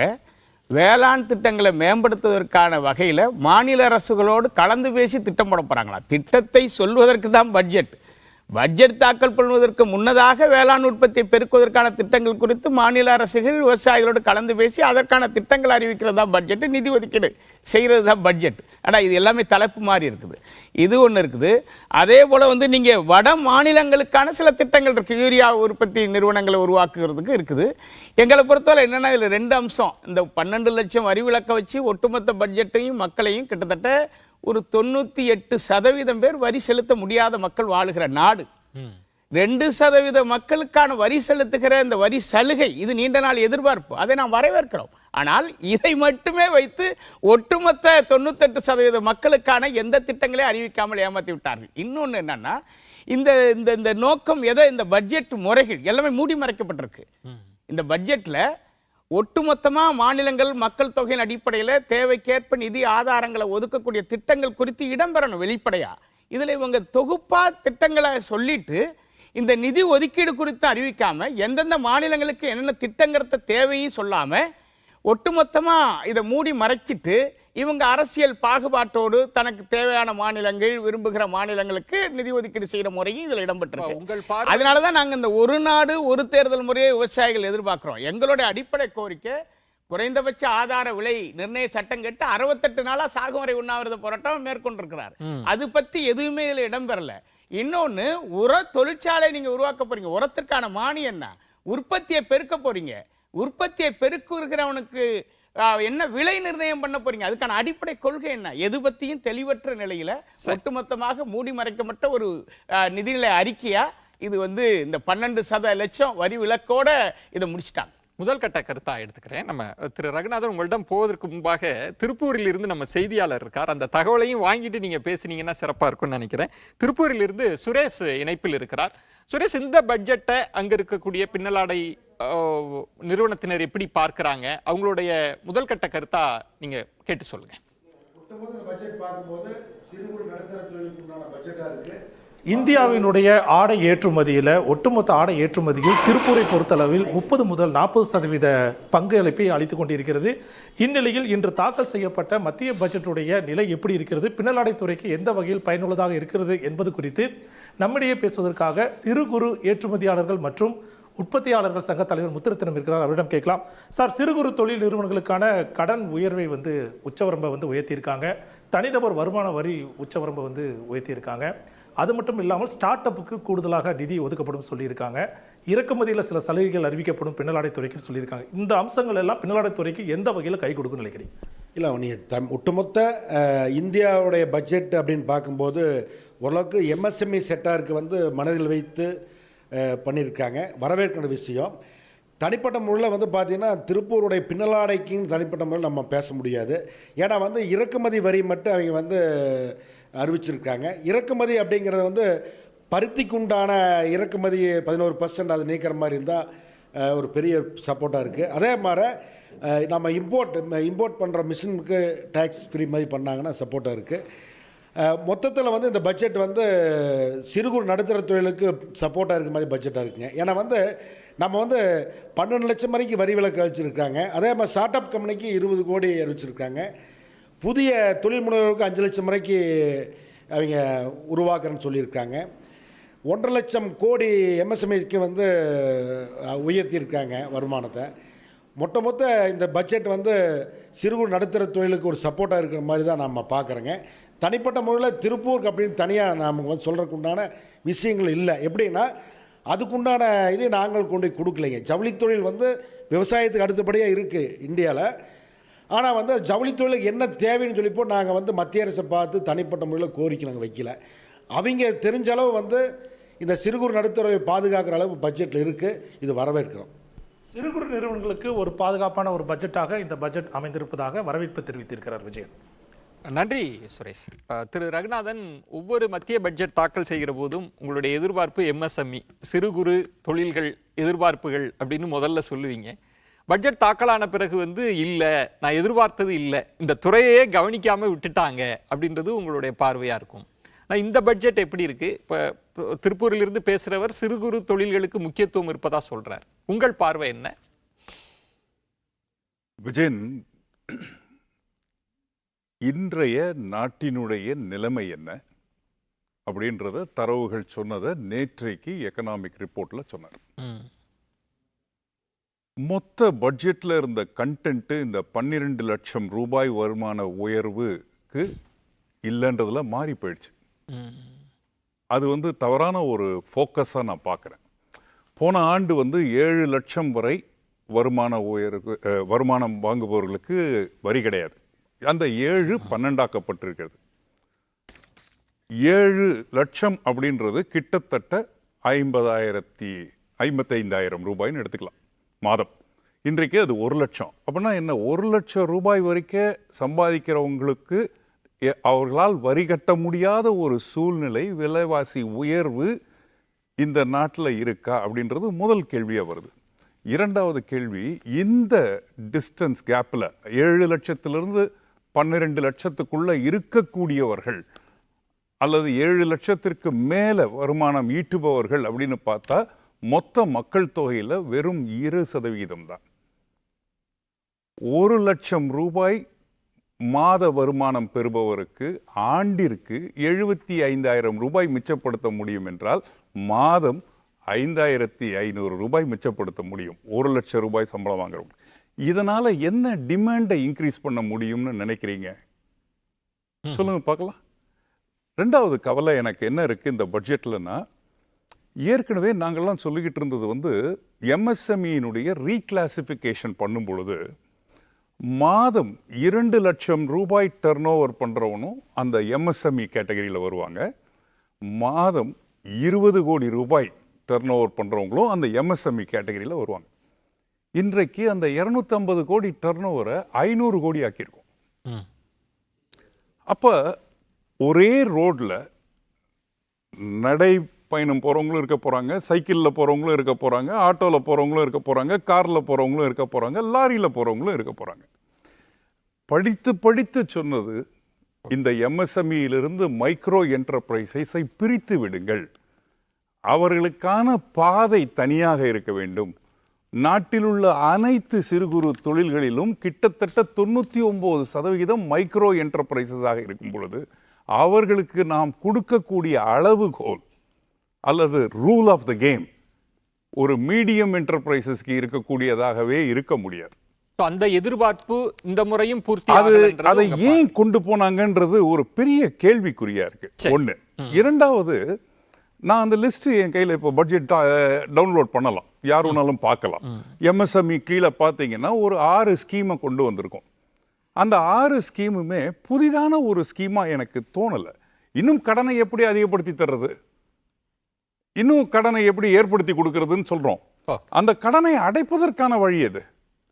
அப்ப இத்தனை நாள் கஷ்டப்பட்டு லாபம் ஈட்டாமல் தொழில் செய்து கொண்டிருப்பவர்களுக்கு ஏதாவது ஒன் டைம் செட்டில்மெண்ட் இருக்கா, அல்லது மைக்ரோ என்டர்பிரைசஸ்க்கு வட்டி விகிதத்தை ஏதாவது குறைத்து கொடுக்க போறோமா, அல்லது இந்த கடன் வசதிகளை அனௌன்ஸ்மெண்ட் ஒரு பக்கத்தில் இருக்கு, ஆனா நடைமுறையில் அது நடைபெறாமல் இருக்கு. டேங்க்ல தண்ணி இருக்கு, டேப்ல தண்ணி வரல. அப்போ அந்த பைப்புல இருக்கிற பிளாக்கை தான் நம்ம நிவர்த்தி பண்ணணுமே தவிர இன்னும் டேங்க்ல தண்ணி சேர்த்துக்கிட்டே இருக்கிறது எப்படி ஒரு பயனை அளிக்க போறதுன்ற கவலை எனக்கு இருக்கு. முதல் கட்ட கருத்தா எடுத்துக்கிறேன். நம்ம துறை சார்ந்தே இன்னும் விரிவா பேசலாம். நம்ம முதல் கட்ட கருத்து எல்லாருடைய கருத்துக்களையும் எடுத்துக்கணும். தமிழ்நாடு முன்னாள் நிதியமைச்சர் திரு ஜெயக்குமார் அவர்கள் நம்முடைய இணைப்பில் இருக்கிறார். வணக்கம் திரு ஜெயக்குமார். இந்த பட்ஜெட் அறிவிப்பை எப்படி பார்க்கறீங்க? முக்கிய அம்சமா எதை பார்க்கறீங்க? தமிழ்நாடு எதிர்பார்த்தது கிடைத்ததா நினைக்கிறீங்களா? அதாவது வணக்கம், ஜெயக்குமார் பேசுறேங்க. பொதுவாகவே அதாவது நம்முடைய இன்னுயிர் மொழியாக இருக்கின்ற அந்த தாய்மொழி தமிழ், அது பாராளுமன்றத்தில் ஒலித்தது என்பது ஒரு நல்ல ஒரு விஷயம். அது வரவேற்கத்தக்க விஷயம். ஆனா அதை ஒலித்து விட்டு தமிழ்நாட்டுக்கு எதுவும் செய்யாத எதுவும் கொண்டு வராத ஒரு திட்டம் என்பதுதான் ஒரு ஏமாற்றம் அளிக்குது. இன்னைக்கு ஆளுங்கட்சியை பொறுத்தவரை திமுக இருக்க சூழ்நிலை அதை கேட்க போறதில்ல. பிரைம் மினிஸ்டர் பார்ப்பாங்க, முதலமைச்சர் ஸ்டாலின், உதயநிதி ஸ்டாலின் பிரைம் மினிஸ்டர் பார்ப்பாங்க. ஆனா அந்த திட்டத்துக்கு எந்த நிதியும் கொண்டு வர மாட்டாங்க. அதே போல பாத்தீங்கன்னா இப்போ மகாத்மா காந்தி ஊரக அந்த வேலைவாய்ப்பு திட்டம் 100 நாள் திட்டம், அந்த திட்டத்துக்கு எந்த ஒரு நிதியும் இதுவரை விடுவிக்கல. சோ அது மாதிரி பார்த்தீங்கன்னா அந்த மாதிரி ஏற்கனவே மாநிலங்கள் இந்த மாதிரி நிதியில நிதி கொடுக்காம கஷ்டப்பட்ட சூழ்நிலை. ஆனா எங்களுடைய அந்த ஜனநாயக கடமை இன்னைக்கு வேறு கட்சி, அதாவது திமுக பொறுத்தவரை ஆண்டாலும் கூட எங்களுடைய எதிர்கட்சியின் அடிப்படையில் எங்களுடைய கடமையை பொறுத்தவரை நாங்க சரிவர செய்யணும் அடிப்படையில் இந்த கருத்தை நான் சொல்றேன். அதே போல திட்டங்கள் கிடையாது. பொதுவாக பீகார் இப்ப நவம்பர் 2025 ஒரு தேர்தல் இருக்கிற சூழ்நிலையில போன தடவை பாத்தீங்கன்னா ஒரு நிர்பந்தத்தின் காரணமாக ஒரு ஆந்திர பிரதேஷ்க்கும் அதே போல பீகாருக்கும் நிதியை வாரி வாரி கொடுத்தாங்க, மற்ற மாநிலங்களுக்கு கொடுக்கல. இந்த தடவை பார்த்தா பீகாருக்கு மட்டும் பிரத்யோக திட்டங்கள்லாம், அந்த திட்டங்கள் எல்லாமே எல்லா மாநிலத்துக்கும் ஒரு சரிசம வளர்ச்சியின் அடிப்படையில் அதை அமல்படுத்த வேண்டியதானே. அதை அமல்படுத்துறதுக்கு ஏன் மத்திய அரசு அப்போ மத்திய அரசை பொறுத்தவரை வெண்ணெய் ஒரு கண்ணில் சுண்ணாம்பு ஒரு கண்ணுன்ற மாதிரி வடக்குக்கு ஒரு நீதி தெற்குக்கு ஒரு நீதி என்ற அந்த போக்கு என்பது நிச்சயமா ஏற்றுக்கொள்ள முடியாது. 2. 3வது விஷயம் பாத்தீங்கன்னா இந்த இன்கம் டாக்ஸ் இப்போ 12 லட்சமா உயர்த்திருக்காங்க. அது வரவேற்கத்தக்க விஷயமா இருந்தாலும் indirect tax and direct taxes இருக்கு. அதாவது இப்படி கொடுத்து இப்படி புடுங்க கூடாது. அதை முதல்ல குறைக்கிறது பாத்தீங்கன்னா பெட்ரோல் டீசல்ல பாத்தீங்கன்னா இப்போ சென்ட்ரல் டாக்ஸ் பாத்தீங்கன்னா அந்த அளவுக்கு கடுமையா இருக்கு. அதை குறைக்க வேண்டியதானது. அதே போல பாத்தீங்கன்னா கன்சியூமர், அதாவது நுகர்வோர் உபயோகிக்கப்பட்ட பல பொருட்களுடைய அதை வரியை குறைச்சாலே ஆட்டோமேட்டிக்கா மக்களுடைய வாங்க சக்தி குறையும். அதை பத்தி எதுவும் சொல்லாம இன்கம் டாக்ஸ் மட்டும் குறைக்கிறதுன்றது, இதை ஏத்திட்டு அதை குறைக்கிறதுன்றது ஒரு ஏற்புடையது இல்லை. இருந்தாலும் 12 லட்சம்ன்றது ஏத்து. இன்னொரு விஷயம் என்னன்னா 12 லட்சத்துக்கு மேல இருக்கவங்களுக்கு ஒரு 15% டாக்ஸ், அந்த 15% டாக்ஸ் அது கூடுதல். அதே ஒரு 5% அந்த டாக்ஸ்ன்ற போது ஒரு நல்ல விஷயமா இருக்கும். ஒண்ணு. அதுக்கப்புறம் பாத்தீங்கன்னா இன்னொரு அச்சம் இந்திய மக்களுக்கும் தமிழ்நாடு மக்களுக்கு என்னன்னா வருமான வரி சட்ட திருத்தம் ஒரு மசோதா கொண்டு வர போறதா சொல்லியிருக்காங்க. அதுல என்னென்ன கொண்டு வர போறாங்கன்றது இப்போ தெரியல. அது இன்னும் வருமான வரி கட்டுறதுக்கு மேல வரி அவன் தலையில விழுமா இல்ல சலுகை வருமானது அந்த மசோதா வந்த பிறகுதான் தெரியும். அது ஒரு பக்கம். அதே போன்று இந்த அணுமின் நிலையத்தை பொறுத்தவரை இப்போ நாடு முழுவதும் எதிர்ப்பு இருக்கு. பாத்தீங்கன்னா இயற்கை நமக்கு எவ்வளவோ கொடைகள் கொடுத்துருக்கு. நீர் மின்சாரம் இருக்கு. அதே போன்று காற்றாலைகள், அதாவது கடல்ல காற்றாலைகள் தவிர மற்ற இடங்கள்ல மலை பிரதேசங்கள்ல பாத்தீங்கன்னா காற்று நிறைய இருக்கு. காட் என்று சொல்லுவாங்க அந்த பகுதி. அதெல்லாம் கண்டறிந்து இந்த காற்றாலை மின்சாரங்கள்லாம் ஊக்கப்படுத்துறதுக்கு வேண்டிய அளவுக்கு அந்த மெகாவாட் மின் உற்பத்தி அதிகப்படுத்தலாம். அது மட்டும் இல்லாம பாத்தீங்கன்னா இந்த சோலார் பவர் எனர்ஜி, அது மூலமா கூட வந்து அந்த மின்சார உற்பத்தி அதிகப்படுத்தலாம். ஆனா அணுமின் நிலையத்தை பொறுத்தவரை வந்து மக்கள் வந்து எல்லாமே ஒரு அச்சத்தரம் கூடிய சூழ்நிலை எல்லாமே ஏற்றுக்கொள்ள முடியாத ஒரு நிலையில அந்த ஒரு இது கொண்டு வருவாங்க. கிட்டத்தட்ட 1,00,000 ஜிகாவாட் நினைக்கிறேன் அந்த அணுமின் நிலையத்தை கொண்டு வருது என்பது அது கொஞ்சம் வந்து மக்கள் வந்து ஏற்றுக்கொள்ள மாட்டார்கள் என்றுதான் நிச்சயமா நான் வந்து கருதுறேன். ஜெயக்குமார், இப்போ இந்த பட்ஜெட்டுக்கு மதிப்பெண் வழங்கணும் அப்படின்னா 10க்கு எத்தனை மதிப்பெண் வழங்குவீங்க? இல்லை, இப்போ வந்து இப்போ முன்னெல்லாம் எப்படின்னா ஒரு கார்ப்பரேட் அரசாங்கத்தை மையமாக வச்சு போடுவாங்க. இப்போ வந்து பார்த்தீங்கன்னா கார்ப்பரேட்டுக்கு அது வழங்குற சலுகைகள் வந்து வழங்குகின்ற ஒரு சூழ்நிலை ஒரு மிடில் கிளாஸ் வந்து ஒரு டார்கெட்டா வச்சு வந்து இன்னைக்கு வந்து பட்ஜெட் போட்டிருக்கிறது ஒரு நல்ல விஷயமா இருந்தாலும் கூட ஒரு தமிழ்நாட்டுக்கு வந்து திட்டங்கள் இல்லைன்றது ஒரு ஏமாற்றம் அளிக்கின்றது. எனவே தமிழ்நாட்டுக்கு திட்டங்கள் எதுவுமே இல்லாம ஒரு நிதி ஒதுக்கீடு அதிக அளவு இல்லாதது ஏமாற்றம் அளிப்பதற்கு அதுதான் நான் சொல்றேங்க. தமிழ்நாட்டை பொறுத்தவரையில மக்களுடைய எதிர்பார்ப்பு திட்டங்கள், அதாவது வளர்ச்சி பணிகள், அது வந்து 0. புரியுதுங்களா? மற்ற மிடில் கிளாஸ் விஷயங்கள்ல பாத்தீங்கன்னா வந்து பட்ஜெட் போட்டதுல பாத்தீங்கன்னா அது வந்து ஒரு 60% அவ்வளவுதான் சொல்ல முடியும் நான். ஓகே, நன்றி திரு ஜெயக்குமார். நம்மோடு செய்தியாளர் கோவையில் இருந்து ஐஸ்வர்யா இணைப்பில் இருக்கிறாங்க. அங்க இருக்கக்கூடிய இல்லத்தரசிகளின் எண்ண ஓட்டத்தை அறிவதற்காக. ஐஸ்வர்யா, அங்க இருக்கக்கூடியவர்கள் அவங்களோட மனநிலை என்னவா இருக்கு? இந்த பட்ஜெட்ல முக்கியமான அம்சமா அவங்க எதை பாக்குறாங்க?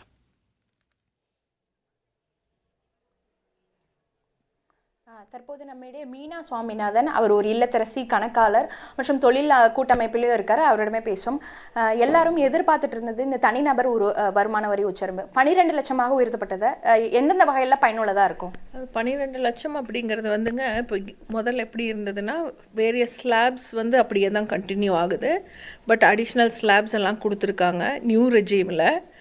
ஆனால் நமக்கு வந்து 7 லட்சம் வரைக்கும் இருக்கிறவங்க வந்து இன்கம் டேக்ஸ் கால்குலேட் ஆனாலும் பே பண்ண வேண்டியதில்லை அப்படிங்கிறதுக்காக ரிபேட்டுன்னு ஒன்று கொடுத்துருந்தாங்க. அந்த ரிபேட் இப்போ வந்து 12 லட்சம் வரைக்கும் இன்கம் ஏர்ன் பண்ணுறவங்களுக்கு வந்து எக்ஸ்டெண்ட் பண்ணியிருக்காங்க. ஸோ அதனால் வந்து இப்போ நிறைய பேருக்கு வந்து பெரிய ரிலீஃப். மாதம் 1 லட்ச ரூபா சம்பளம் வாங்குறவங்க வரைக்கும் எந்த இன்கம் டேக்ஸும் பே பண்ண வேண்டியது இருக்காது. இதில் என்ன முக்கியமாக நம்ம பார்க்கணும் அப்படின்னா, இந்த அமௌண்ட் வந்து கடைசியில் அவங்க ஸ்பெண்ட் பண்ண போகிறாங்க. அந்த கன்சம்ஷன் வந்து நம்மளுடைய ஓவரால் எக்கானமிக்கு வந்து ரொம்ப இம்பார்ட்டண்ட். ஏன்னா இந்த ஸ்பெண்டிங் தான் வந்து நம்மளுடைய அந்த எக்கனாமிக் சைக்கிளை வந்து மூவ் பண்ணிகிட்டே இருக்கும். அது வந்து ரொம்ப நமக்கு பெனிஃபிட் கொடுக்கும். இப்போ பெண்களுக்கானது முக்கியமான திட்டங்களா நீங்கள் ஏதாவது இந்த பட்ஜெட்டில் பார்த்துருக்கீங்களா? அது எந்த அளவு இருக்குன்னு நினைக்கிறீங்க? இப்போ ஒரு 5 லட்சம் பேருக்கு வந்து ஒரு 2 crores வரைக்கும் டேர்ம் லோன் கொடுக்கலாம் அப்படின்னு வந்து கொடுத்துருக்காங்க. எஸ்பெஷலாக ஃபஸ்ட்டு டைம் பிஸ்னஸ் ஆரம்பிக்கிறவங்க, தொழில் முனைவோருக்காக வந்து கொடுத்துருக்காங்க. அது வந்து என்னன்னா, நம்ம கவர்மெண்ட் எப்படி பார்க்குறாங்கன்னா, புதுசாக தொழில் முனைகிறவங்க தான் வந்து அடிஷ்னல் எம்ப்ளாய்மெண்ட் எல்லாமே வந்து ப்ரொவைட் பண்ண முடியும். அதுக்காக வந்து அங்கே வந்து சப்போர்ட் பண்ணியிருக்காங்க. அதோடு நிற்காமல் நமக்கு கெப்பாசிட்டி பில்டிங் ப்ரோக்ராம்ஸு, அவங்களுக்கு தேவையான ப்ரொஃபஷ்னல் சப்போர்ட் எல்லாமே சேர்த்து கொடுக்கறதுக்கு வந்து கொண்டு வந்திருக்காங்க. அது ரொம்ப வரவேற்கத்தக்க ஒரு இது. நீங்கள் தனிநபர் உச்சவரம்பில் ஒரு விஷயம் சொன்னீங்க, இந்த 1 லட்சம் வரைக்கும் நம்மளுக்கு இப்போ இல்லத்தரசிகளுக்குனாவே சின்ன சின்ன விஷயம் சேவிங்ஸில் தான் அவங்க முக்கியமாக கான்சன்ட்ரேட் பண்ணுவாங்க. அப்போ அவங்களுக்கு இது ரொம்ப பெனிஃபிட்டாக இருக்குமா? எந்தெந்த வகையில் இருக்கும்னு நினைக்கிறீங்க? இப்போ அதில் சேவிங்ஸ் அப்படின்னு சொல்லி பார்க்குறப்போ நமக்கு பழைய income tax regime, old regime, new regime அப்படின்னு சொல்லிட்டு ஒரு 3 வருஷத்துக்கு முன்னால் இந்த நியூ ரெஜிம் அப்படிங்கிறத வந்து இன்ட்ரடியூஸ் பண்ணினாங்க. இந்த ஓல்டு ரெஜிமில் வந்து இந்த சேவிங்ஸுக்கு வந்து ஒரு முக்கியத்துவம் இருந்தது. நேஷ்னல் சேவிங் சர்டிஃபிகேட்டு அந்த மாதிரி இருக்கிறதுக்கெல்லாம் வந்து கன்சிடர் பண்ணி கொடுத்துட்டு இருந்தாங்க. இப்போ வந்து அதை தவிர மற்ற சேவிங்ஸ் ஆப்பர்ச்சுனிட்டியும் இருக்குது. இன்றைக்கி ஸ்டாக் மார்க்கெட்டில், மியூச்சுவல் ஃபண்ட்ஸில் அதிலெல்லாம் கூட வந்து போடலாம். ஸோ நம்ம அதை மட்டும் லிமிட் பண்ண வேண்டாங்கிறதுக்காக அந்த ப்ரொவிஷன்ஸை விட்டுட்டு எதில் வேணாலும் நீங்கள் எப்போவும் சேவிங் பண்ணலாம். நீங்கள் அதை தவிர மற்ற ஆப்ஷன்ஸும் யூஸ் பண்ணி நீங்கள் சேவிங் பண்ணலாம். பண்ணுறது இது நீங்கள் அந்த சேவிங்ஸ் அப்படிங்கிறது வந்து நம்மளுடைய செல்ஃப் டிசிப்ளின் தான். அவரவர் பார்த்து வந்து சேவிங் பண்ணுறது நீங்கள் கண்டினியூ பண்ணலாம். பண்ணுறதுக்கு வந்து இன்றைக்கி அந்த டேக்ஸ் சேவிங் 12 லட்சம் வரைக்கும் இருக்கிறவங்களுக்கு இன்றைக்கி நிறைய அமௌண்ட் இருக்கும் சேவிங் பண்ணுறதுக்கு. ஸோ அதுவும் வந்து நீங்கள் இல்லத்தரசிகள் வந்து நான் கண்டிப்பாக பண்ண முடியும்.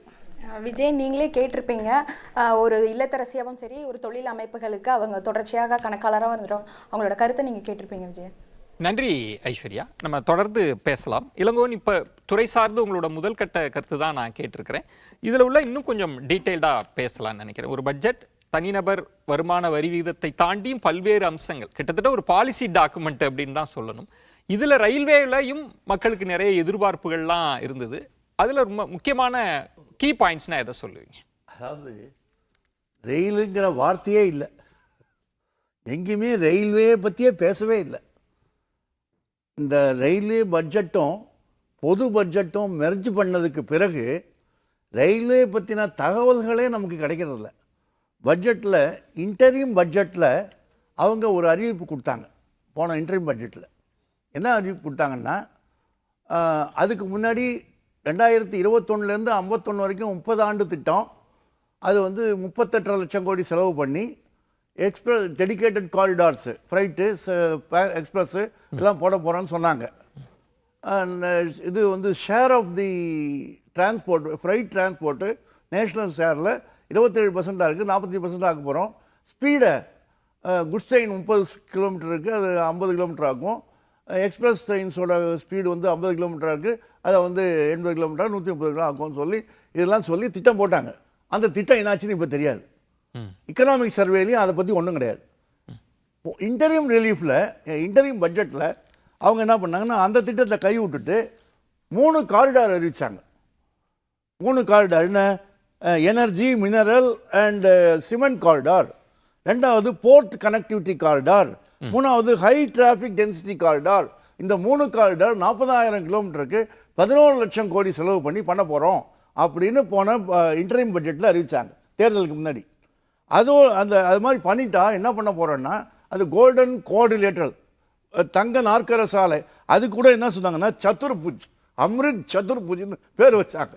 எல்லாம் பண்ணிவிட்டு ஆக என்ன சொன்னாங்கன்னா, டிக்கெட்டே வந்து உங்களுக்கு இப்போ வெயிட்லெஸ் 400 இருக்குல்ல, அதெல்லாம் இல்லை, நீங்கள் இந்த 2031 எல்லாருக்கும் யாருக்கு டிக்கெட் கேட்குறாங்களோ எல்லாருக்கும் கிடைக்கிற மாதிரி திட்டம் அப்படின்னு அறிவிச்சாங்க. அந்த தொடர்ச்சி இல்லைன்றீங்க. இப்போ நான் என்ன கேட்குறேன்னா, எக்கனாமிக் சர்வேயில் நேஷனல் ரயில் பிளான் என்னாச்சு, இந்த காரிடார் பிளான் என்னாச்சு, ஏதாவது ஒரு பரிசீலனை இருக்கா? நேர்மையான பரிசீலனை இப்பயும் பரிசீலனை இந்த பட்ஜெட்லயும் இல்லை. அதோடு இல்லாமல் இன்னொன்று சொல்கிறேன், metro rail, Chennai metro rail, Chennai metro ரயிலுக்கு 10,000 கோடி கேட்டிருக்காங்க தமிழ்நாடு அரசாங்கம். அதை பற்றி என்னன்னு ஒன்றும் இல்லை. அது மாதிரி இன்னொரு முக்கியமான விஷயம் நான் சொல்ல வரேன். ஏற்கனவே 2022 2025 வரைக்கும் நேஷனல் மானிட்டைசேஷன் பைப்லைன் அறிவிச்சாங்க. 6 லட்சம் கோடி திட்டம் போட்டாங்க. அதாவது ரயில்வேக்கு 1,52,000 கோடி விற்க போறேன்னாங்க. அது என்ன ஆச்சுங்கிறத பற்றி ஒன்றுமே சொல்லலை. இப்போ என்ன சொல்கிறான்னா, 10 லட்சம் கோடி நாங்கள் நேஷனல் மானிட்டைசேஷன் பைப்லைன், அது வந்து 2025 2050 வரைக்கும் 5 ஆண்டுக்கு நேஷனல் மானிட்டைசேஷன். நேஷனல் மானிட்டைசேஷன்லாம் வேற ஒன்றும் இல்லை, தனியார் மயம். ரயில்வே தனியார் மயம், ஏர்போர்ட் தனியார் மயம், இது எனர்ஜி செக்டார் தனியார் மயம், ரோடு தனியார் மயம், இதெல்லாம் தனியாருக்கு விற்கிறது தான் மானிட்டைசேஷன் பைப்லைன். அதை வந்து இந்த பட்ஜெட்டில் அறிவிச்சிருக்காங்க. இது வன்மையான கண்டனத்துக்குரியது. அது மட்டும் இல்லை, எல்ஐசியில் வந்து 74% 100% ஆக்கியிருக்கிறதுங்கிறது வன்மையான கண்டனத்துக்குரியது. எல்லா தகவல்களும் இதுல பட்ஜெட்ல எந்த முன்னாடி என்ன இப்ப என்ன பண்ணிருக்கோம், என்ன பண்ண போறோம், அது மாதிரி விளக்கம் இல்லைன்றது. தமஸ்பன், நீங்க சொன்னது வந்து இந்த வருமான வரி வரம்பை வந்து உயர்த்தினதுல வந்து பணப்புழக்கம் அதிகரிக்கும். ஏன்னா நேற்றைய பொருளாதார ஆய்வறிக்கை அதை அட்ரஸ் பண்ணியிருக்கு. ஆனா திரு ரகுநாதன் அவர்கள் சொன்னது, எத்தனை லட்சம் பேர் இருக்கிறாங்க, இதுல ரொம்ப மினிமல் தான், இதனால பணப்புழக்கம் எப்படி அதிகரிக்கும்ன்ற ஒரு பார்வை.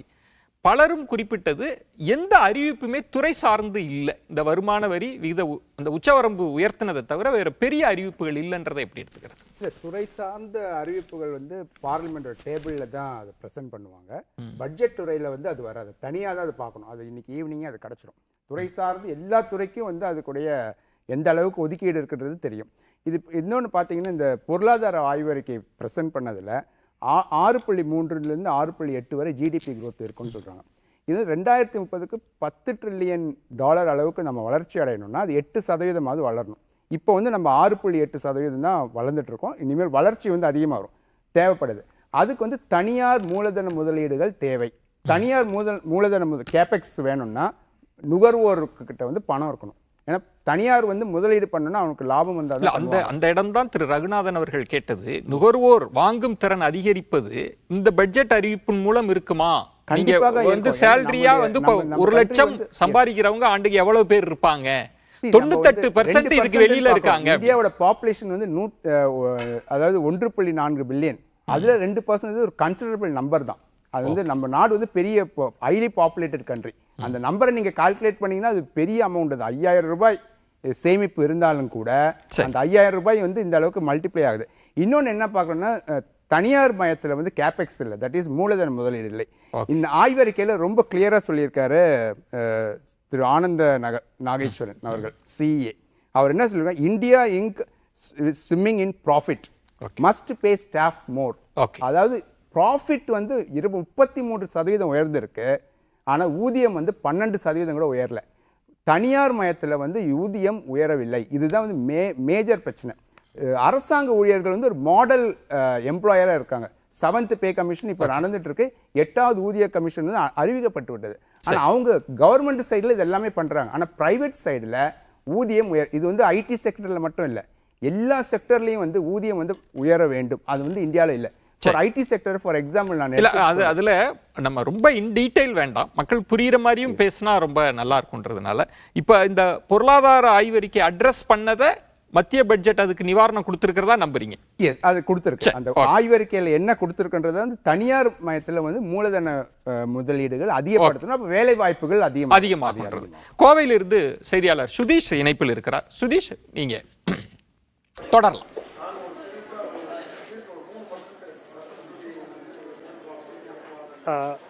மத்திய பட்ஜெட் தாக்கல் செய்யப்பட்டுள்ள நிலையில் எம்எஸ்எம்இ துறை சார்ந்த எதிர்பார்ப்புகள் கோவை தொழில் நகரமான கோவையில் அதிகம் இருந்தது. இன்று காலையிலிருந்து விவாதிக்கப்பட்டதில் வரி சலுகைகள், ஜிஎஸ்டி உள்ளிட்ட பல்வேறு எதிர்பார்ப்புகள் இருந்தது.